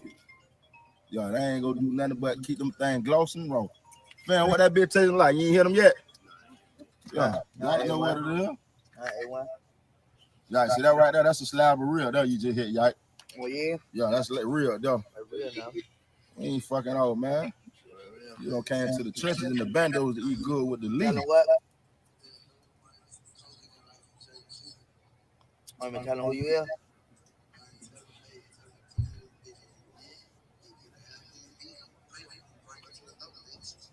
That boy talk say bring some coconut rice with jerk chicken. Coconut rice with a jerk chicken? Yeah. Shit, tell her I make all that. What's up, nigga? NBA YoungBoy, what they do, bitch? What's up, nigga? Hey, look, hey, NBA. How you want? You want it? How you want that shit, nigga? I want pans of it. I want 2 pans of jerk chicken, 2 pans of coconut rice. Ooh, y'all boy eating good. Hey, look, when you get a chance, you got to taste this shit here, though. This is what I created. They got a little gumbo style, but it's you know they having all that shit, Louisiana, all that gumbo. I know. When I used to go to the Bayou Classic, that nigga, they used to have that shit. Okay, but it wasn't that Lido, it wasn't that Lauderdale. Yeah, that Wigerian. That Wigerian. Yeah. Yeah, NBA YoungBoy hanging out. That shit. Yeah, he be putting it over rice sometimes. Yeah, I get that bitch over rice too. Well, you got 2 of your favorite rappers on his phone. Boy, you supposed to, bitch, you supposed to. Oh, now them just fucked up about your boy. Yeah, say what's like, up. They about to lose their mind. Go ahead, bitch. You jam this, man. You jam these nigga every day before practice. Bitch, say what's up, nigga. Yo, there. He trying to add tough. I feel. Nah, y'all, you were real niggas here. Yeah, man, I really like that, man. I really like the fact that them niggas can just like get cool and have conversations and just, you know what I'm saying, just understand, like I said, they got more similarities and differences, understand that they probably the realest niggas in the rap game. Like, they ain't gotta be, you know what I'm saying, rapping that shit and not living by it. Them niggas went to prison. The niggas live by that shit they rap about, and they still got respect by the young niggas, got respect by the old niggas, got respect by the street niggas, the industry niggas. And all the industry niggas don't fuck with them niggas because they like, bro, like, I'm trying to stop myself from actually doing crimes. You niggas be rapping about the crimes I'm trying to actively stop doing. And they're awesome rappers. So go ahead, J Doug. I know. Oh, I don't know about YoungBoy. I fuck with Kodak. That's the youngest I go, but you know, salute to them. I hope this would be dope if they make an album. Maybe I can learn something about NBA YoungBoy. That's a good look. You know what I mean? NBA YoungBoy seems like he been happy since he done got married and doing the thing. Yeah, I really enjoyed that little clip. I think that, you know, a lot of times, especially with NBA YoungBoy, it seems like everybody tries to pick sides against him. And for the fact that Kodak, after they were beefing for a while, somebody connected them and just let them know, like, hey, man, y'all really the two real ones. That's why everybody trying to keep y'all apart. And know if both y'all link up, then, like, the industry really got it. It's really like who's the real and who's the fake. So it's just good to see two young niggas just squash some bullshit. You know what I'm saying? Just niggas always like shit like this always goes, you know, too far and everything. So it's always good when niggas just decide, you know what, fuck it. Let's just hashtag cool stop the shit. violence. Let's hash this shit out and let's be cool about it. A update: Tom Brady just failed to convert on a 4th and goal with 6 minutes and 20 seconds left. They are losing 31-6 against the Dallas Cowboys in Tampa Bay. I'm gonna ask you, we were talking about this a little bit for the show. Where do you think the rap game is going? Because I don't even think the rap game have a clear destination at this point. I think the rap game is going down. I think that we are not getting enough new artists in a high clip that we were the previous years. The top rapper list is getting what is it called? The double XL freshman list is getting more obscure by the year. That's crazy. And because a whole bunch of rappers dying and going to jail, like a lot of the new niggas, like what are they gonna come up and do? And then, like, we got our artists. Like, for me, like, nigga, we got niggas we listen to. There's no point in listening to some of these niggas that are coming out right now. Rap could be going distinct, bro. Rap could literally be going distinct, bro. It could. So to wrap up this 21 Savage and Kodak Black talk before we go on, like I said, bottom line is stop the violence, spread a more positive message, salute Shakaria. And I think this is what we need in hip hop more than ever. Is just niggas, especially some of the top rappers who have legal troubles, to just cut the game and stop the cap, bro. Last thing you guys need to do is beef with each other. So what are we going to? Yes, we are getting into Jaguar Wright crashing out, having a mammy meltdown with her bootsy fade, her boyfriend Solar, and then her husband. Let's go to it. Fast forward to you got the clip? All right, bet. Fast forward. Go down to. Oh no, go back. Like, let's start from right there. So you can make it full screen too on our for the show, because I want people to actually see what's going on. And this is Jaguar Wright. To give you context, she pulls up to, I think, her husband's barber shop, and he's been making her sleep out in the car from time to time with Solar. But she pulled up to the barber shop with her dead son's ashes and Solar to kick up dust and cause a ruckus. So let's go ahead and play this Jaguar Wright meltdown clip. I was protecting Jack. I don't give a fuck. Go back and get the cup, bro. That's fine. Now, nigga. I'm done talking. Go back and get the cup, bro. Yeah, bro. Ain't none of that. Hey, whatever they got going between them and them, you go back and get the cup. This is her business. This ain't my phone. This is her phone. That's her phone? Don't even matter. Yeah, it's not in my phone. Hey, go on and get in the car. I ain't gonna let that happen to her. Oh, I believe you. Thank you. Come on. Please protect it. Thank you. That's all I'm here for. Yeah, you good. Hey, so you want to thank my fucking? Hey, you want? Okay. What the fuck? Hold on. Y'all see that? Wild mammy on the loose. Unhinged mammy. This is our brother. Don't let us fight. This is my brother. Why you want us to fight? I love you. He needs help. I love you, bro.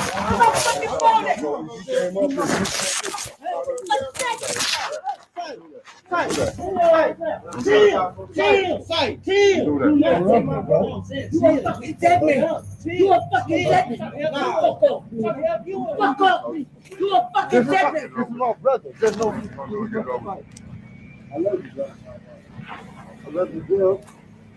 I love you, bro. I'll never let you go. You fucking done. You a fucking dead man. Get the fuck. Bobby, you better get him the fuck up, my nephew. Y'all came up here. You better get him the fuck up, my nephew. Y'all break it up. Y'all came up here. He said come up here. Fuck that shit. Fuck it all. Fuck it all. This what this fucking pussy done to my nephew. This what this fucking pussy's doing my fucking nephew. Fuck this nigga. Fuck this nigga. I'm put you on camera, ho. You want to be fucking. You want me to fuck that nigga? Fuck him. No, it's loading up. Just hold on. You got more than that. That's my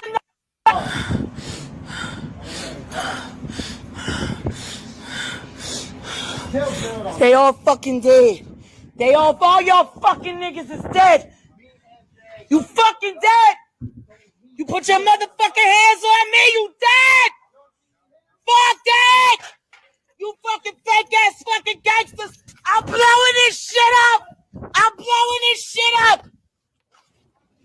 On my fucking word. All y'all fucking niggas is dead. You fucking bum bitches.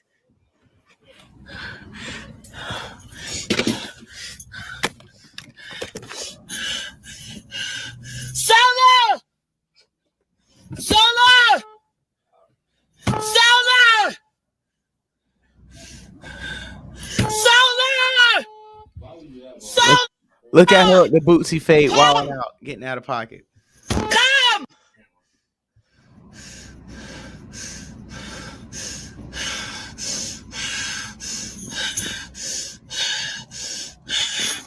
You're dead! All of you bitches is fucking dead! I'm blowing this fucking place up on my dead son! Terroristic threats, Homeland Security, Homeland Security, fathers in the home. You motherfuckers!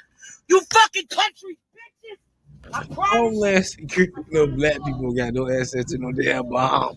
They blow nothing up. It ain't that. You go watch for eye.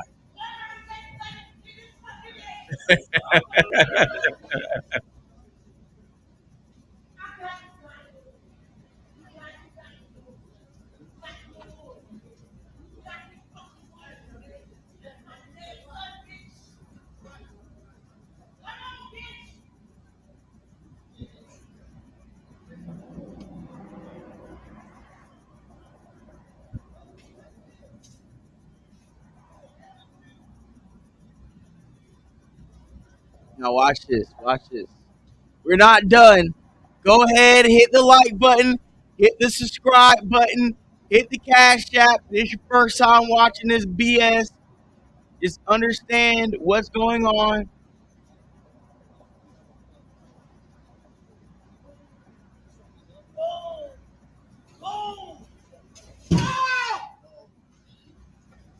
You can't even drive. I can drive. No, don't drive. I'm driving! Can you drive into the car and we just park and talk? Please. On my disc. Driving. On my disc. Please, I know you want to drive. On my disc. On my disc. On my son. On my son. We're God. They're all dead. No, They're all dead. They're all dead. They're all dead. They're all dead. They're all dead. Look at me. Life and love only. No bad juju. No bad booty. You love them. This is Solar Fuck you. putting his You pimping love on. them. Fuck you up. Stop. Get dead. You love them. They've had your back for a long time. No, they haven't. They never had They my don't back. know what's going on. They never had my back. He told me how much he wants to protect you. They never had my back. Nobody up there. Listen to me. I got my back. Get in the fucking car. Get in the car. Get in the car. Get in the fucking car. I'm gonna show these niggas what Helter Skelter is. I love you, Jag. Skelton? I have to tell you the truth. Do you got your phone? Deranged. You got your phone. Deranged Get your mammy. And get in the car. Wait right here. I swear to God, if it takes you more than 2 minutes, if it takes you more than 2 minutes to get your fucking phone, I'm going in. I'm gonna commit murder. I'm gonna come get your phone. Get your fucking phone. I'm gonna kill these fucking niggas. You fucking piece of shit. You put your hands on my fucking nephew, yo. Wait right here.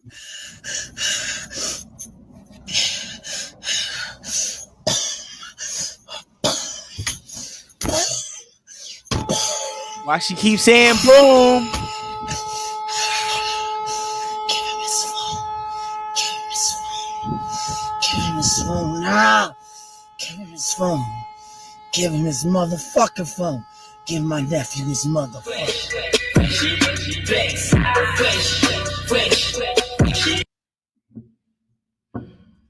No, we didn't get to the part where she was rubbing the ashes on her.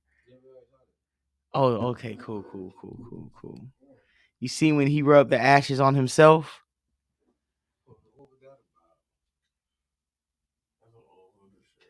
Listen, man.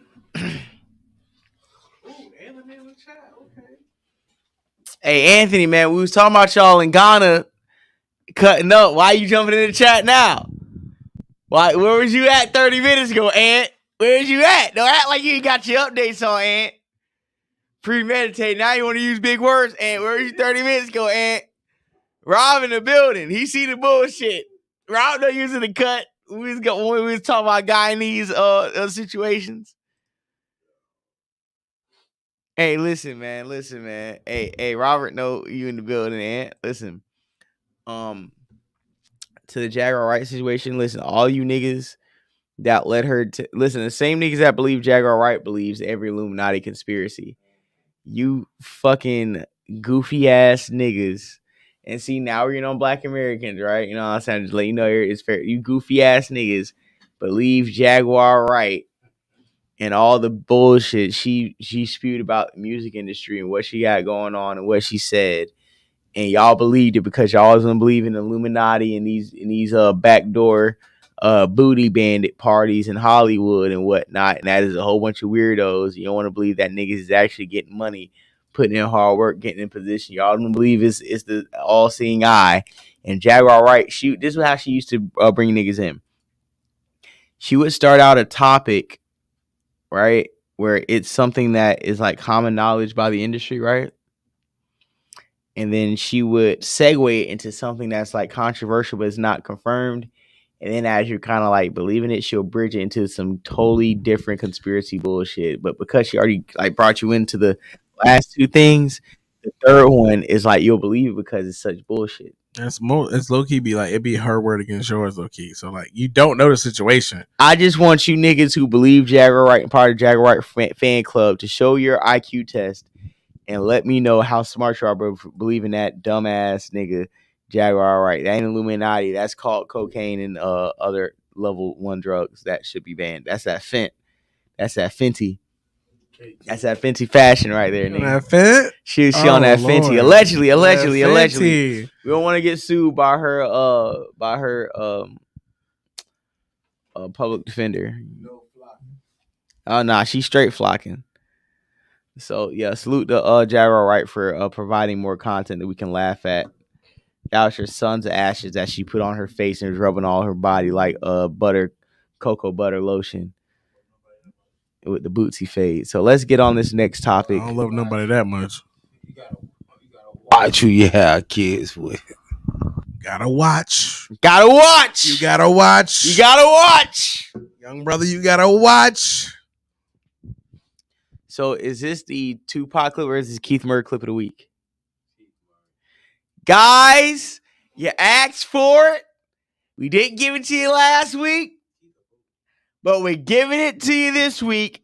The Keith Murray clip of the week. Let's play it.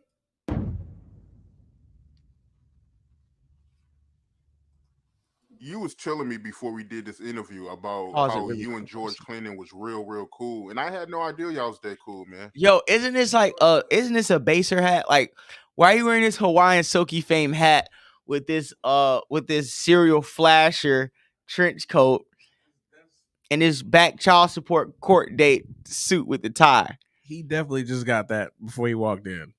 Niggas gave that to him. That's a City Trends hat, bro. Why is he dressed like he run bus fare in the subway, dog? That hat alone is like, yo, this is a crack fiend hat, allegedly. Oh yeah, we played the Keith Murray dancing clip last week. That nigga gonna cut you a deal. That's a Goodwill tie. This nigga dressed like Martin Luther King. If you don't mind, go more into detail about that. Uncle George. So,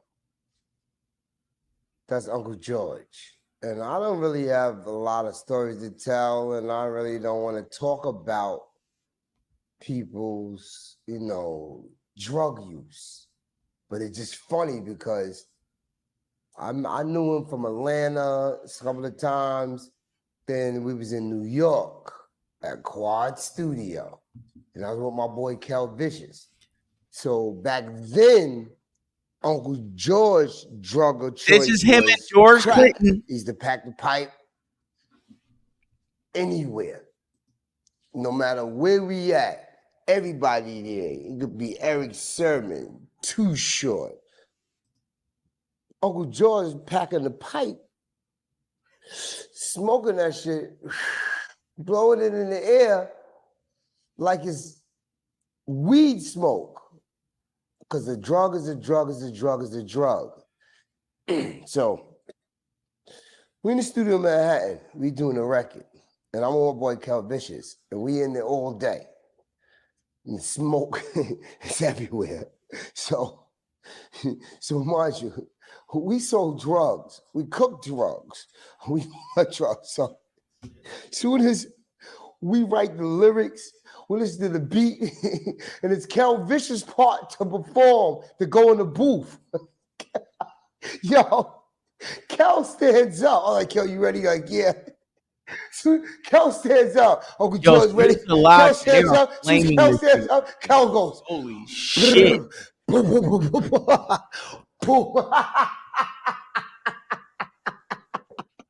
Can we run this back? Can we run that back? Let's run it back when he jumped on the ground like a fucking baser that he is. To go in the booth. I gotta take a shot for this nigga. Yo, Kel stands up. I'm like, Kel, you ready? Like, yeah. So Kel stands up. Uncle George ready? Kel stands up. As soon as Kel stands up, Kel goes.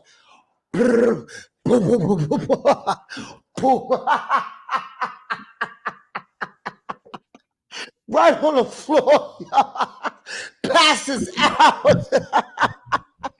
Yo, it might not be as funny to you, but if you was there, because you don't gotta mind you, we sell crack, we don't do crack, but it's Uncle George, so he smoked. So right up, Kel was like, give me that funk, Pete, funk.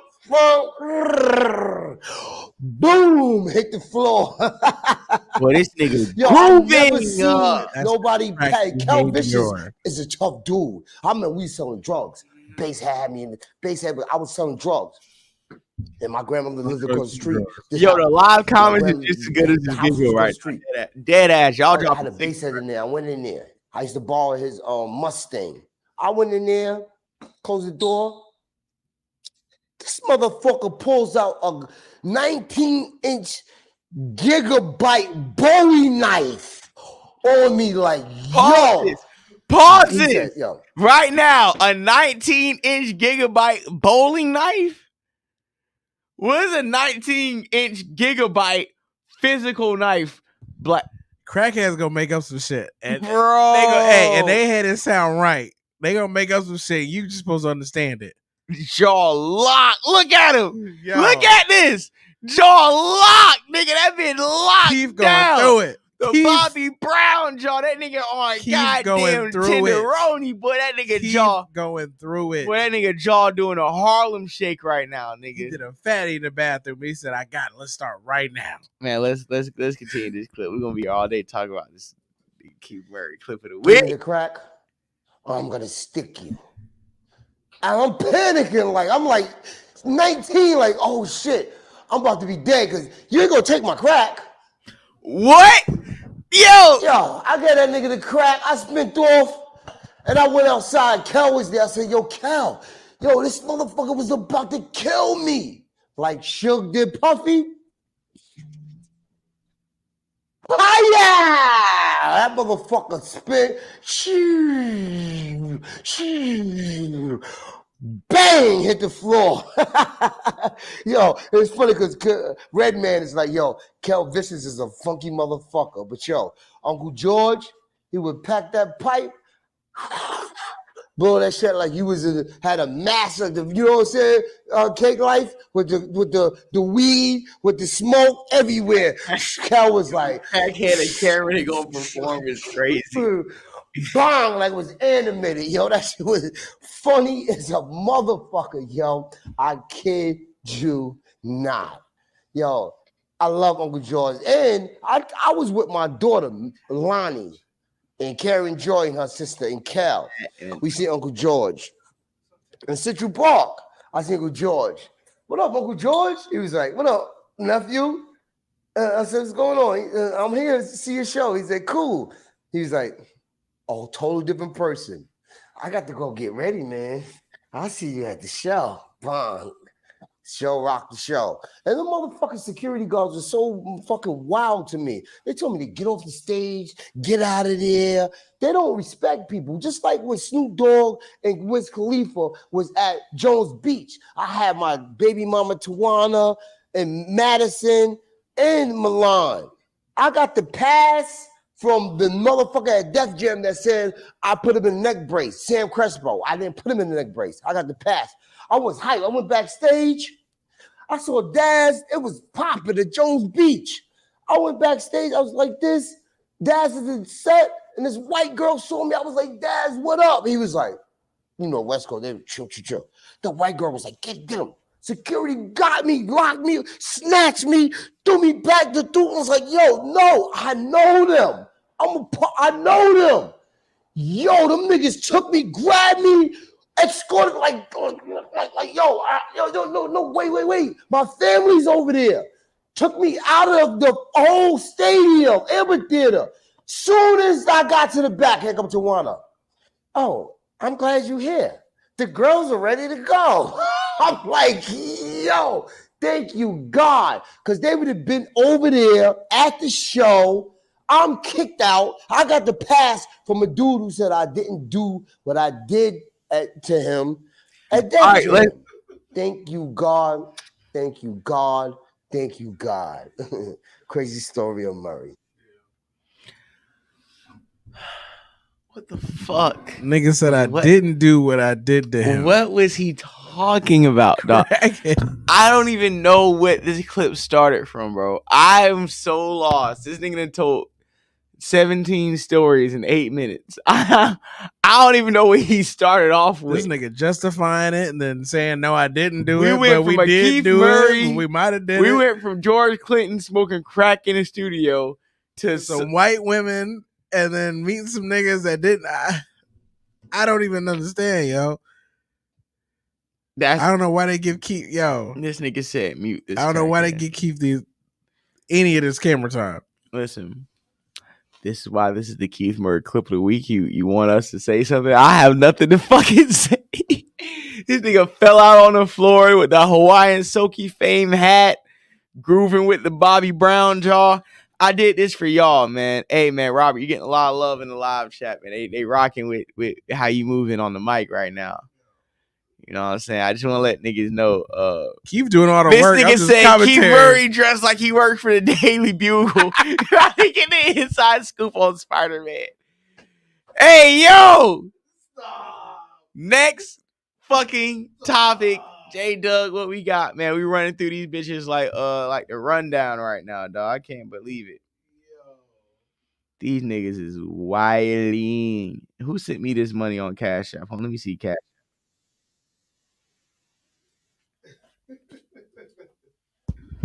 Yo, this nigga out of bro. Can you believe this stuff? Keith Murray, dog. This nigga is wild. Okay, so next clip. Art of Dialogue. So our dialogue. This is Andre Ryson speaking on LeftEye burning his house down and Tupac picking up his wife after. Talk about Dirty Mackin'. Go ahead, man.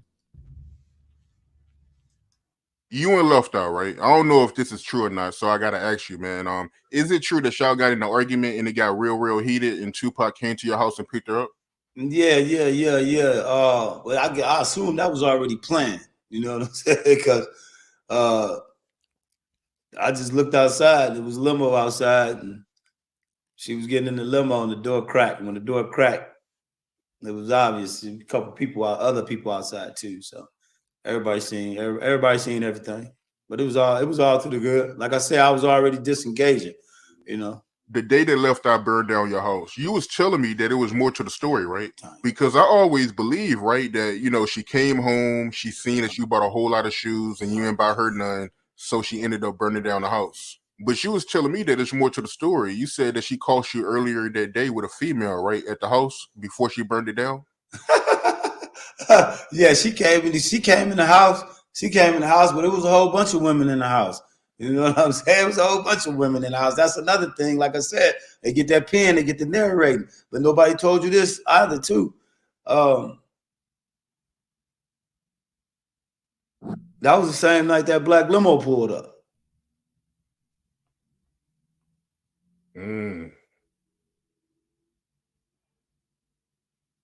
That's the same night as the black limousine, right? So the same day that she burned down your house was the same day that Tupac came to your house and picked her up. Yes, you said that. You said that.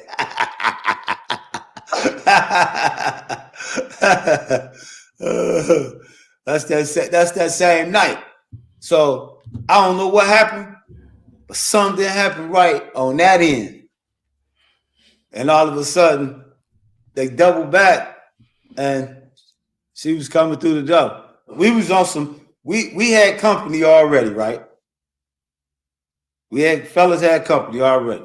Me and my boys had company already. My boys had company already, right? I didn't have no company. My boys had company, right? I'm going to the studio. Okay.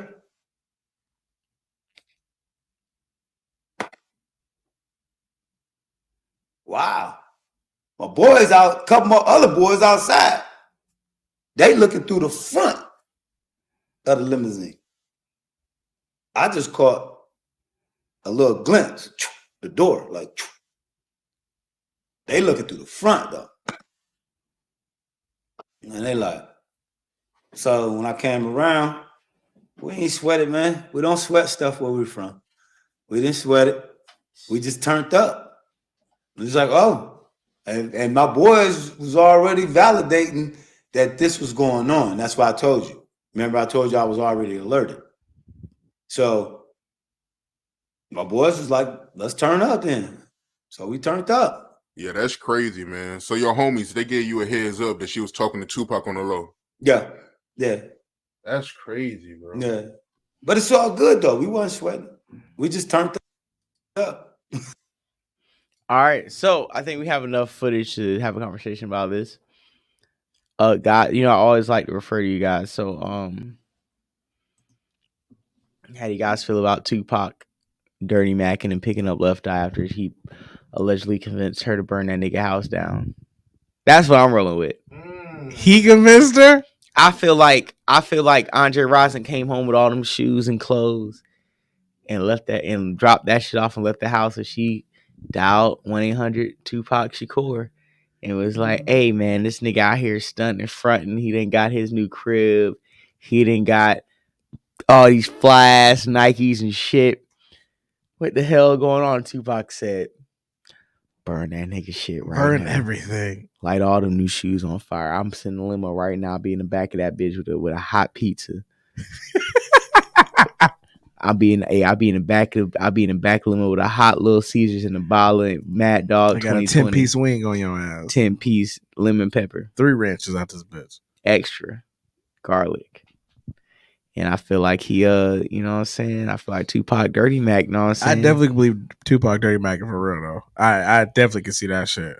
Hey, listen, man. As a nigga who rocks the T-Mac jersey myself, I always appreciate a good Dirty Mac. You know what I'm saying? You know, I always appreciate a nigga who can always throw another nigga under the bus. Pac was a scandalous nigga. Like, he was a cool nigga, but Pac was I'm a scandalous self-proclaimed nigga. Dirty Mac.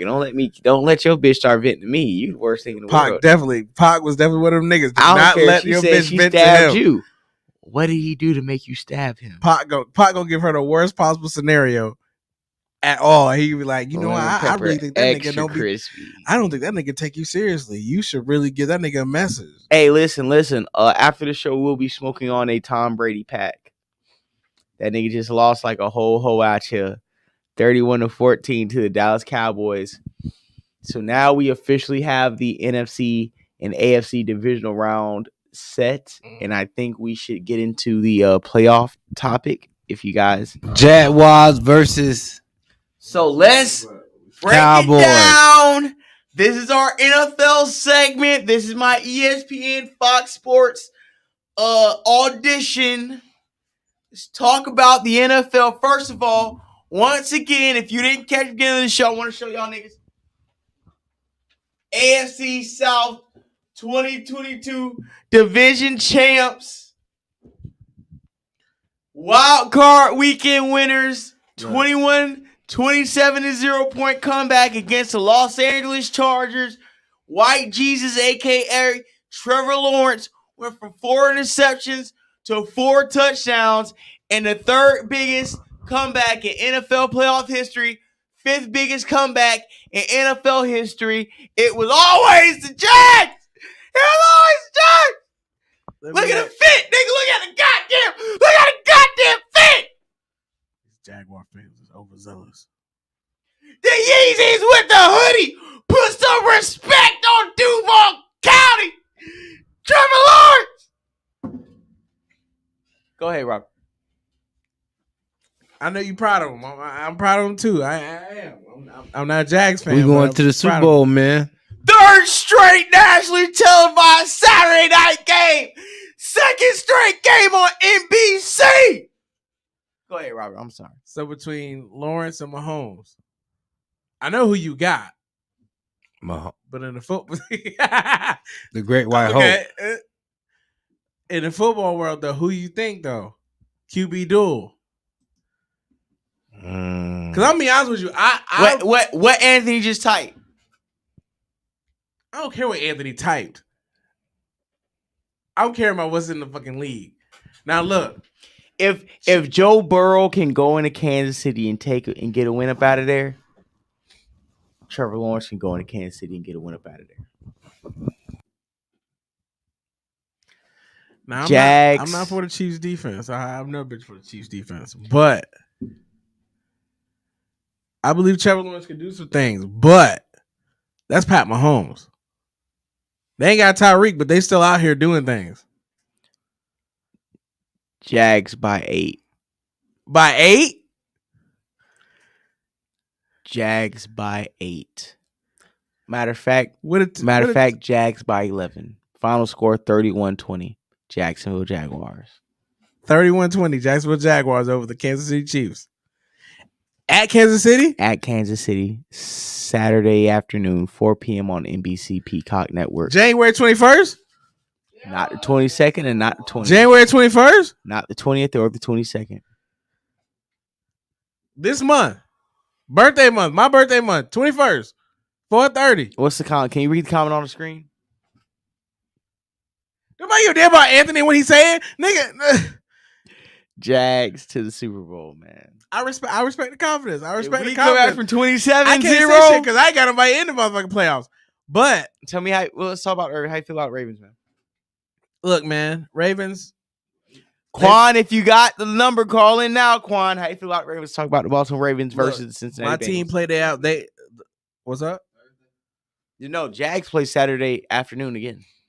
I will be somewhere, probably Hop Tinker. I'll be somewhere watching the game with my shades on. With my I told Jag myself I was gonna shit start on. drinking this month, but all this activity, I ain't stopping. I definitely finna link up. I ain't gonna stop drinking till the Jags lose. I definitely would be at the bar. 6 weeks straight, bitch. I definitely want to be at the bar for when this shit pop off, though. Real shit. This nigga said Anthony on mushrooms. That shit's crazy.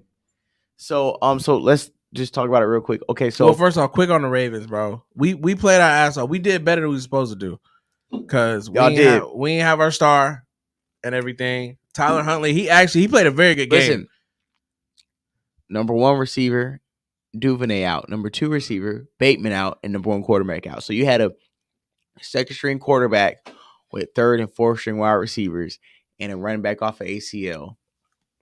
But like you said, J.K. Dobbins leading the league in rushing since week 12. Since week 12. Since he's come back from his ACL, he's leading the league in rushing. So, like, you know what I'm saying? We turned up. You know, Tyler Huntley did what he had to do. It ain't Tyler, but it's Tyler. He did what he had to do. He made some good plays. Our defense showed out. You know what I'm saying? We just, like we said, we talked about that last play, him trying to reach over the goal line. Just wasn't close enough, yo. They probably should have did something else to get closer before they did that play. But you know what I'm saying? I'm okay with my Ravens and what they did. We wasn't like the San Diego Chargers or LA Chargers, but shit. We did what we had to do. So let's break down game by game. Chiefs Jaguars, what are your thoughts? I'm not gonna go. At this point, we talked about this. At this point, Jaguars, low-key, they seem destined. It seemed like whatever go wrong, they gonna make it right. It's still Pat Mahomes, but we might be at a nail biter. I don't think the margin of victory gonna be as big as you say it is, but I think it's gonna be close. It might be another field goal game, down to the wire. I ain't gonna say Jaguars gonna lose, but I'm definitely saying it's gonna be tight. Can I be honest? Go ahead. I'd rather Trevor Lawrence have the ball down for driving to the game-winning touchdown.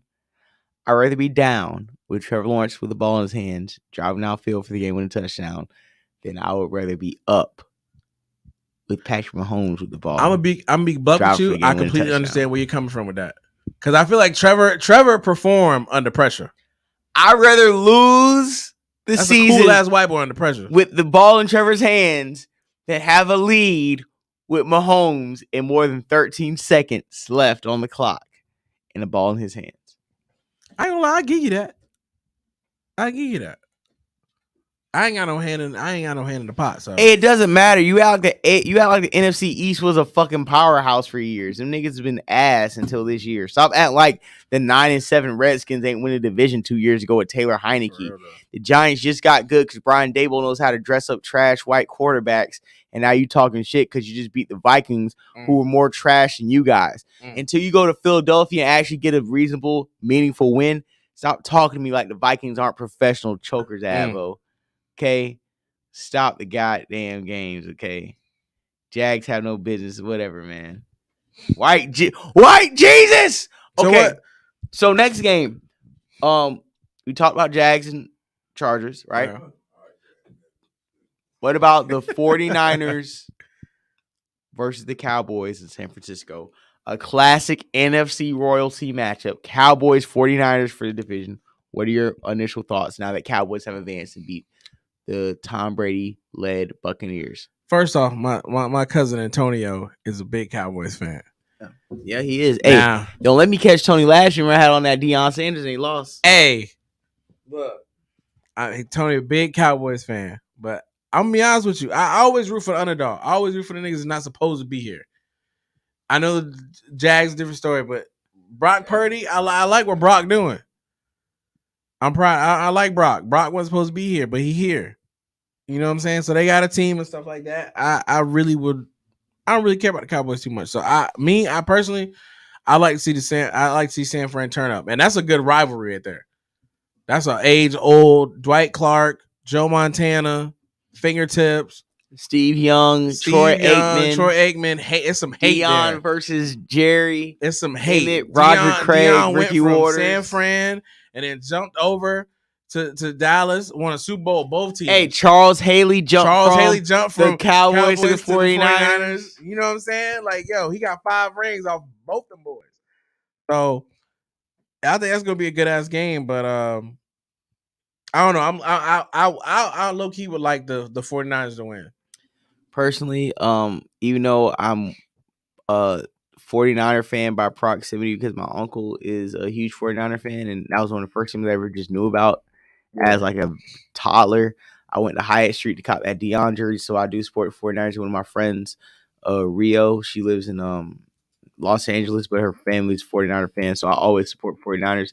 I'm gonna say, to be honest, I would love for the Dallas Cowboys to upset the 49ers in Candlestick with their backup quarterback and Dak Prescott and the 49ers. Oh no, Dak Prescott and the Cowboys go to Philly for round 3 of the NFC Championship. Now that I can understand. I can understand seeing Dak and them play the Philadelphia Eagles in the NFC Championship in Philly against Jalen Hurts. Talking right there. That's some shit talking right there. Now let's get to this wash of a game between the Giants and Eagles.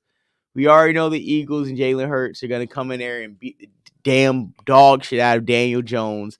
The Eagles got like 5 guys with 10 sacks on their roster. It's not an exaggeration. They got at least 5 guys with 10 sacks on their roster. You're not going to be able to run the ball on them because their defensive line is lit. Bradbury, you goofy Giant fans, released James Bradbury just to go to your division rival, the Eagles. Now James Bradbury and Darius Slay present the top 2 cornerback tandem in the NFL. You don't even have a legit number 1 or number 2 receiver. You got Darius Slayton, who's a number 3 receiver, trying to go against Darius Slay. You know what I'm saying? Slayton is not going to be able to go against Slay. Yeah, or Bradbury. Galladay catches 1 pass every 25 weeks. So Philly, Galladay ain't even fucking part of the discussion. Eagles gonna lose to the Giants. Okay, hey, I got some New York people in the building. Hey, you New York fans, listen. I respect you, New York fans. You know what I'm saying? Support your Giants, man. For real, support your Giants. You guys got a big win. Daniel Jones threw for over 300 yards, rushed for 78 yards. First time playoff history. Life. Yeah. So salute to Jacksonville. Got to win 2 more games for you to. Yeah, that's what you're supposed to do when you walk our team. Oh man! So looking at the Giants versus Eagles. Oh man! I think if the Eagles come out flat and rusty, the Giants have built their season off beating teams that are better than them that are playing flat and rusty. Week 1, they beat the Titans. Like, they've shown that they could beat teams that are better than them on paper that don't come out respecting the Giants' talent. True. So I don't believe in Daniel Jones. I really don't. I think the Giants can beat the Eagles. I don't want them to, though. I don't want them to, but the only reason I don't want them to, I don't truly feel like the Giants are the best team in the NFC. Mm-hmm. It's not I don't want to because they're not like raw. Like the year 2008 when Plaxico shot himself, Giants were like the best team in the NFL that year. True. So it's sometimes Giants do have the best team, but most of the time Giants sneak in with a bullshit quarterback and a fire defense and end up winning the Super Bowl. I.e. Phil Simms, i.e. Jeff Hostetler. Like, y'all just be on that BS. Eli. Right. So to the next game, which I'm excited about, is the Bengals and Bills. But I do feel like the Bengals for Josh Allen and Joe Burrow to be such worldly, the next step. Why'd y'all have such problem with second and third string quarterbacks at home? True. That's the one thing people was like, don't put my Ravens down. But at the same time, when I looked at that game, I really thought like, yo, it should not be as close as it was, considering how many people we didn't have on our offense and stuff like that. That's what I'm saying. Both teams were decimated offensively and came from clock management. And Joe Mixon, Jamar Chase, Joe Burrow, that right there is enough for me. Bro, honestly, the fact that the Bengals ain't win this game by 2 touchdowns was enough pause for me to be like, okay, y'all niggas might not be lit. Like on some last second, like and honestly, I feel like lucky this. fumble recovery. The Bills and the Bengals' worst nightmare were to play the Jags and the Chiefs. Jags and the Chiefs, I'm gonna keep it a buck. I think that's gonna be an AFC Championship game. I think the Bengals and the Bills both fumbled this weekend and survived, and they're lucky they're playing each other because both don't look too hot. The Jags and the Chiefs, teams nobody in the NFL wants to see. If you look at it, Eagles are sputtering, right? 49ers, nobody really wants to see. They've been bullying everybody. But if we look at the top, 6-8 teams left? Chiefs are always in discussion, and Jags are a young team. They're hungry. Jacksonville's hungry. 3 best teams in the NFL right now are the Jags, and it's not by order, but they're the Chiefs, 49ers, and Jaguars. Top hottest teams in the NFL. Pat's always a problem, and you got 2 hungry teams that wasn't supposed to make it. That's what I'm saying. And they on a hot streak right now. And the teams that are most fraudulent right now are the Giants, Eagles. I still don't know how the Giants is even. Giants, Eagles, Bills, and Bengals. And they beat us in the regular season. They beat our Ravens in the regular season. Right. And the Cowboys, because they just came out hot against 49ers, I'm going to give them props. They can get thrown in with us. Top 4 hot, top 4 not. Okay, did we just wrap up the divisional round? We wrapped up the Bengals. Oh, Bengals, Bills. Who do you got? Bills. I got Bengals. I'm gonna go Bills.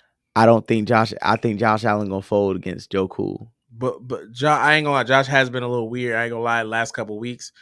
Like I say last 6 weeks, he hasn't been as consistent. He has some good games, but he's been a little. This one, to me, I feel like the AFC playoff picture is what the AFC playoff picture is going to be for the next 5 to 8 years. Yeah, Patrick Mahomes, Andy Reid, and the Chiefs. Because Pat and them always been there, right? Trevor's finally getting in his groove, so he's definitely going to be Doug what Peterson, he's supposed to have been for the last couple of years. Top 4 quarterbacks right now in the AFC. And then fucking Lamar, once he get back to his shit, hopefully with our team, he get a new contract and shit. Our defense has always been nice, and then Joe Burrow and them, they still pretty nice.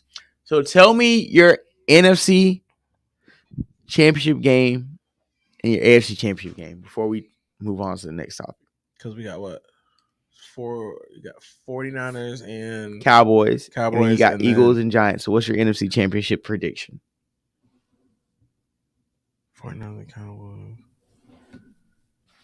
I like a rivalry game, but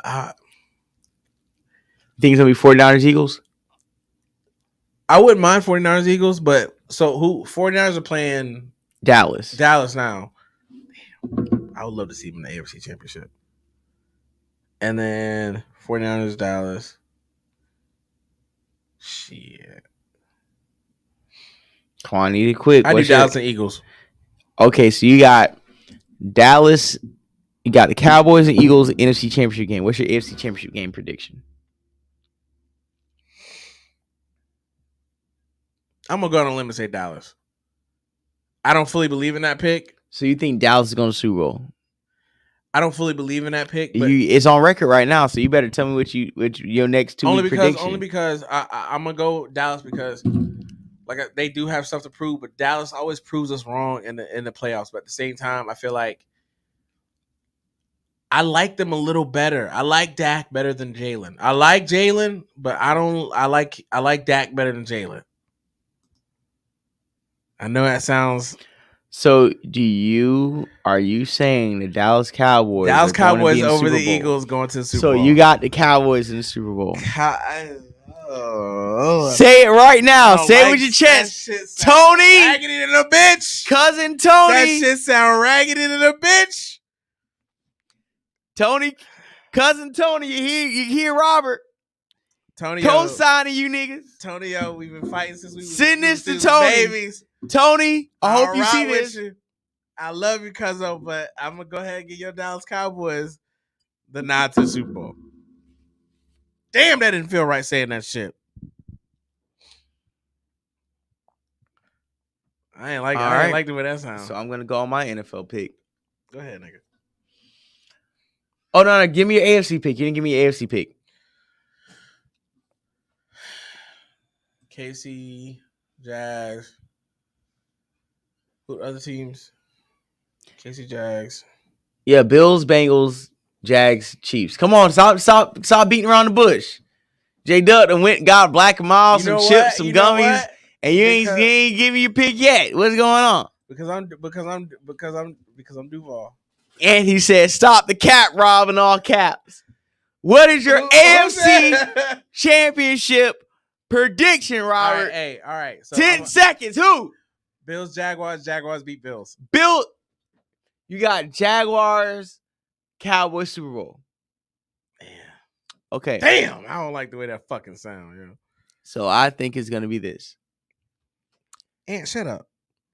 The Bengals will beat the Bills. The Jaguars will beat the Chiefs. And the AFC Championship game will be in Cincinnati versus the Jaguars and Bills. No, Jaguars and Bengals. Trevor Lawrence will outduel Joe Burrow to the Super Bowl in the AFC Championship game.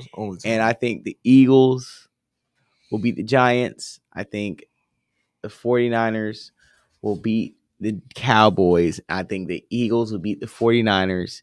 Ant, get the fuck out the comments, Ant. And the Super Bowl will be the Eagles versus the Jaguars. Eagles the versus rematch. Jaguars? Doug Peterson versus the old team. Eagles versus Jaguars in the Super Bowl. If that comes to fruition, I ain't gonna say. You know what? No, actually, you know what? I'll put some money on it. But if you can beat the Patriots with Nick Foles, you can beat anybody with fucking Trevor Lawrence. This nigga said, "Rob, have you been drinking white?" First of all, don't act all like right. What other talks we got? I want to let's get to the home stretch of this show. Let you guys know, because since I fixed my storage on my laptop, the first video I dropped today, 168 views in 10 hours. Salute to all you guys. It's beautiful. Always want to get at least 100 views a day. Second clip I dropped today got 91 views. That's freaking awesome. You guys showing out. And the third clip I dropped, they got 50 views. That's just letting me know that the audience was missing me dropping views. And really are excited at the fact that I'm staying consistent. Rob, before we continue, you seen Ed Reed with going off from Bathune Cookman? I seen his apology. He apologized immediately. Hey, Doug, is it cool if I eat another bag of chips? All right, so I'm eating another bag of chips while I play this Ed Reed clip. Go ahead, hit the like button, subscribe, $sign Florida J. Make sure the likes reflect the change. Want change around here? You saw the front of the building. Terrible. This the back of the building. They working on the front of the building. This the same people said, we gonna help you build what you want. How I'm gonna believe you, man? How I'm gonna believe them? Didn't I tell you I don't trust nobody? I'm coming over giving them the same passion and they smiling and laughing in my face. This shit ain't funny. We gonna ride through the fence that they ain't fixed the fence. We about to ride through this fence. This ain't even football side. This ain't even the football side. And y'all talking about Madden at my Uncle Prime. Y'all mad at Dion, mad at Prime. This shit is every HBCU.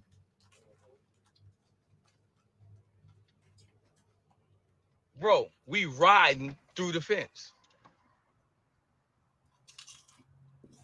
This is track, bro. This is track. This is what they practice on. It's a straightaway. This is intramural field. You can't practice on this. These kids got this to work with. Trash. Yeah, I'm showing it. At this point, I got to show this shit. I'm not even the head coach. Congratulations. Man, I should go my ass home. I said I should. I ain't. It ain't happening.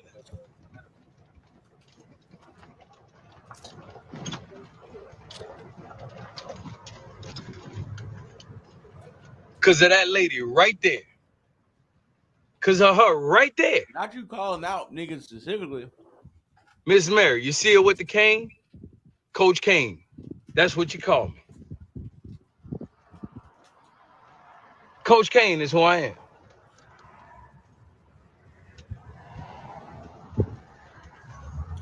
Don't cry. Do something.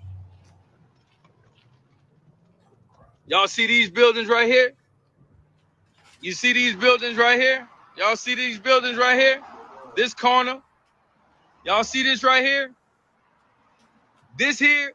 This shit is abandoned right here. They're hoarding trash in this shit.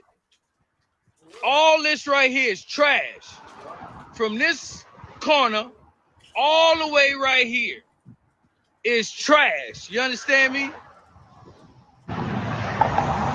Man, mutt your ass off here, man. What you talking about? I ain't mutt nobody. I'm trying to fix shit. What you doing? I told you somebody ain't gonna like it, bro. I told you somebody wasn't gonna like it. Do something about it, man. Come help us clean this shit up. I could have been mutting and showing shit. I chose not to. But now I'm out here walking with the football team, picking up trash. But I'm mutting us. Man, get out of here, man. I should leave. I'm not even under contract doing this. I'm mutting us? Man, get out of here, man. They mutt me. These motherfuckers ain't even clean my goddamn office when I got here. I'm mutting y'all? Get your ass, man. Come on, man. Come on, man.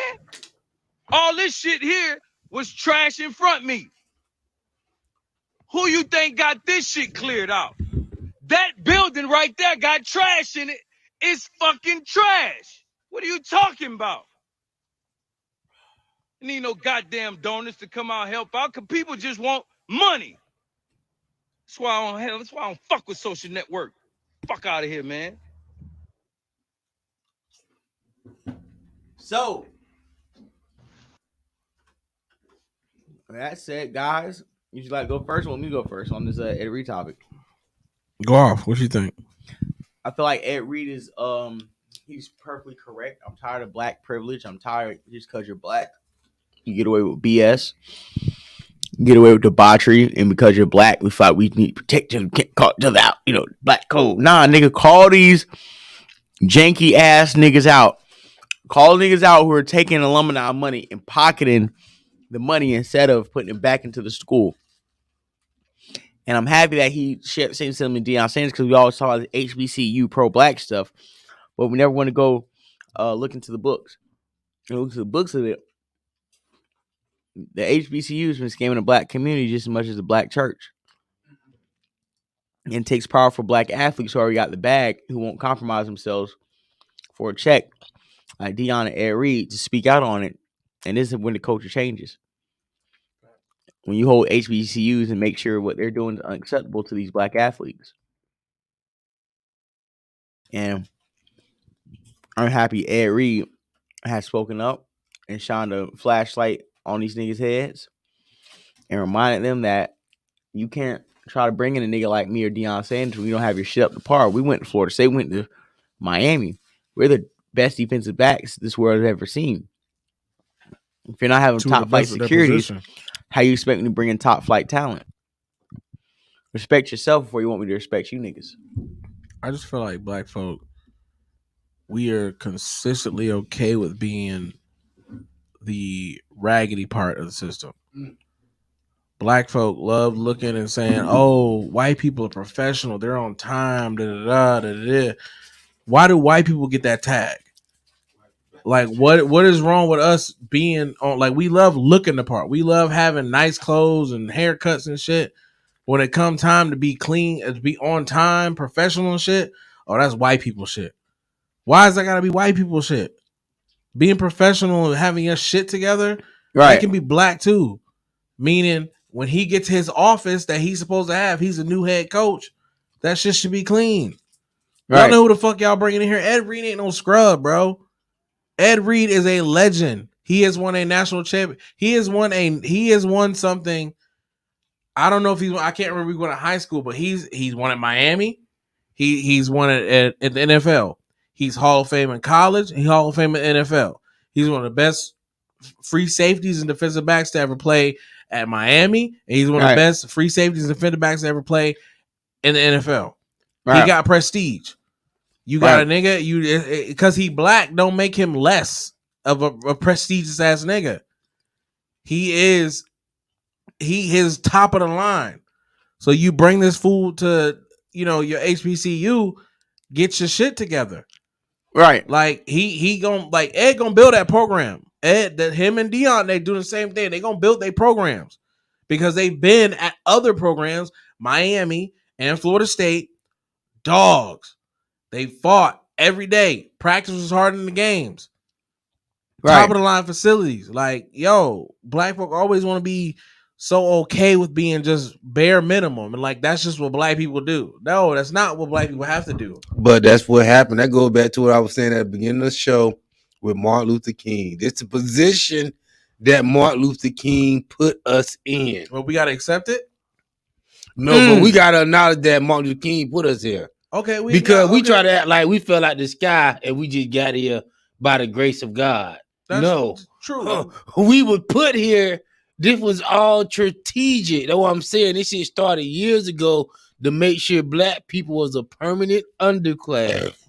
Oh, what? Whoa. Oh, what? Black people were what? Ivan Ooze? Not Ivan Ooze. Yo, this nigga just turned to that nigga off of. Hey man, I wasn't. Yo, but what? hey, Hey man. No, not Ivan Ooze. Hey man, this nigga turned to that nigga off the Goonies in the basement eating ice cream. I'm mad my dog was making a point and he called this man Ivan Ooze. That's fucked up. but serious though, this is how we get in this position to where we are the permanent underclass. And look at our HBCUs is looking the same as they look when Martin Luther King died, bro. Bro, niggas said our HBCU look the same way when they look at Martin Luther King died. Literally, bro. That's nuts. The nuts. same shit that motherfucking What if we know that? Like Jesse, what's the runner? Jackson? The runner that was running on? Jesse Owens. That's the same. Damn, track, bro. Jesse might have been before Martin Luther King. Bro, Jesse was just Adolf Hitler. That nigga said that's the same track Jesse Owens ran on. That's before Martin Luther King, bro. Yo, dog. Yo, that's that was what 20 we had years as a community. I ain't heard Jesse Owens' name in a minute. Yo, that's the same track Bob Hayes broke the Yeah. record Bullet on. Bob was running on the track. Yo, Bro, Stop that's the it. same track. Where's the bro. track? Bro, But I I'm know saying, this though, track. look, I man. understand that shit, but at the same time, bro, so that like, track was right on during segregation and Reconstruction era. And we haven't Bro. even got nothing. They haven't even changed the pillars or nothing. But I'm saying though, like I understand we know that and shit like that, but we eventually at some point we gotta want more for ourselves. Yeah, We gotta at least make some moves for ourselves. To be like, you know what? This is what we've been through. This is the bullshit we always got.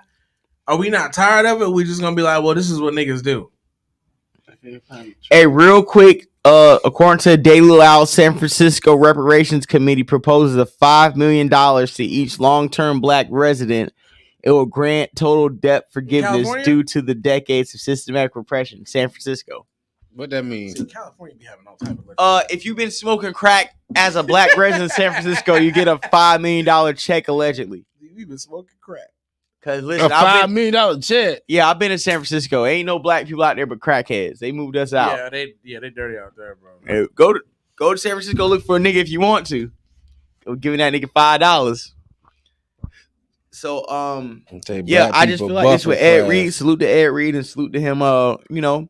Putting his foot down and letting these niggas know this is unacceptable. I ain't saying it's black. Like, at least try to want for more. Right. You know what I'm saying? Don't just say and be like, oh well, this is just how we are. You know what I'm saying? Like The I ain't saying want it's for always gonna more, get. the want for more, bro, is going to a white school. When you want for more, you go to a white school. Hold on, I just got another cash app. I'll Salute. admit, from Dion leaving Jackson State to going to Colorado, that's a prime example. That's wanting more. Hey, I got an $8.60 cash app or 60-cent cash app. Salute. Let me find this person. Yeah, somebody sent me $31 for my birthday. Hey, throw your live chat. Throw your cash app in the live chat. What's your cash app? I don't want to. All right, hey, well, don't. Hold on, nigga. Hey, I'll keep the little $8. I just told you niggas sent me money. Now you in LA, you too cute to get $1 or two. I know I got me a combo meal in this bitch. I'll try and get you a combo meal and you out here fucking tripping. I might go to Sonic. Rob said he's too good. You see, you live in a good side of town where you got a Sonic, nigga. I ain't nigga. Nigga, Sonic right down the street. It is? Hell yeah. Nah, you right. I need to go get me a little Sonic, little something. Hold on, You let me want see. to go to that one. That's the ghetto one. I think this Cash App. Let me see who Cash App Let me. me I see don't know if how to I work can- Cash App. I ain't had it. I mean, They if banned someone me. says something cool, but I ain't tripping. I think it was Broham Caruders with the $8.60 Cash App. Thank you so much. I appreciate That it. sound like that nigga gave his last, yo. Nah, he made That's sure. a specific number. Nah, he made sure that Cash Out was proper. That nigga said, "This is all I got." All right, so J Dub, let me ask you a question as producer show. Do you want to dive in on more topics? Or you want to save it for Thursday's show? I would say for Thursday because it's getting late, man. Salute everybody. Yeah, let's save. Oh, it's 12:01. Yeah. Yeah, J Doug, you right. Let's save the other talk for Thursday's show. I want wings and things. You right, Anthony. I'm getting a wing thing tomorrow, baby. Hey, let's go. You know I fuck with the wings and things, Ed. Don't play about the wings and things. You know I grew up on the wings and things. Oh no, honey. So, hey, listen. I want to let everybody know the show has been presented by Casamigos and Red Bull. Let you guys know it was always the Jags. It was always the Jags. We get it in. Chill out. We in KC this weekend. All you bum ass teams who ain't make it to this weekend. The Jags from 2-6 to divisional round in Kansas City. Go ahead, hit the like, hit the subscribe button, hit the Cash App. $ Florida Boy J. This was episode 49. Earn your position with the gods, you might beat the odds. Get the right lawyer, homie, you might beat the charge. This Thursday, please, we have clips dropping daily. Black viewer classes, Robert Taylor, happy birthday. We got J Doug, Loud Up Point Network. Yo, 31 is hard, y'all. GZ Red Line with the 31 is theme hard. song of the podcast network. Salute. You guys have a great day. Hit the like, share, subscribe button. Killer Perez, we got a show this week. Let's go. You guys have a great night. Listen to this new song. What's going on? Nobody votes for. Don't tag that shit. Like, share, Leave that shit alone. That's that Asian activity. Baby, fuck cloud, now I'm on the 10th floor. She passed out cause she ain't used to smoking all this endo. I'm a serious crime on the beat, bitch, I'm talking get more. Said he wanted 2 units by 2 p.m., that's a big 10-4. Friday the 13th, I broke my ball. Guess me in the trees, I was smoking, no, it's too damn strong. You ever fuck Florida snow in the summer rain? Sun still shining, pussy sweeter than a candy cane.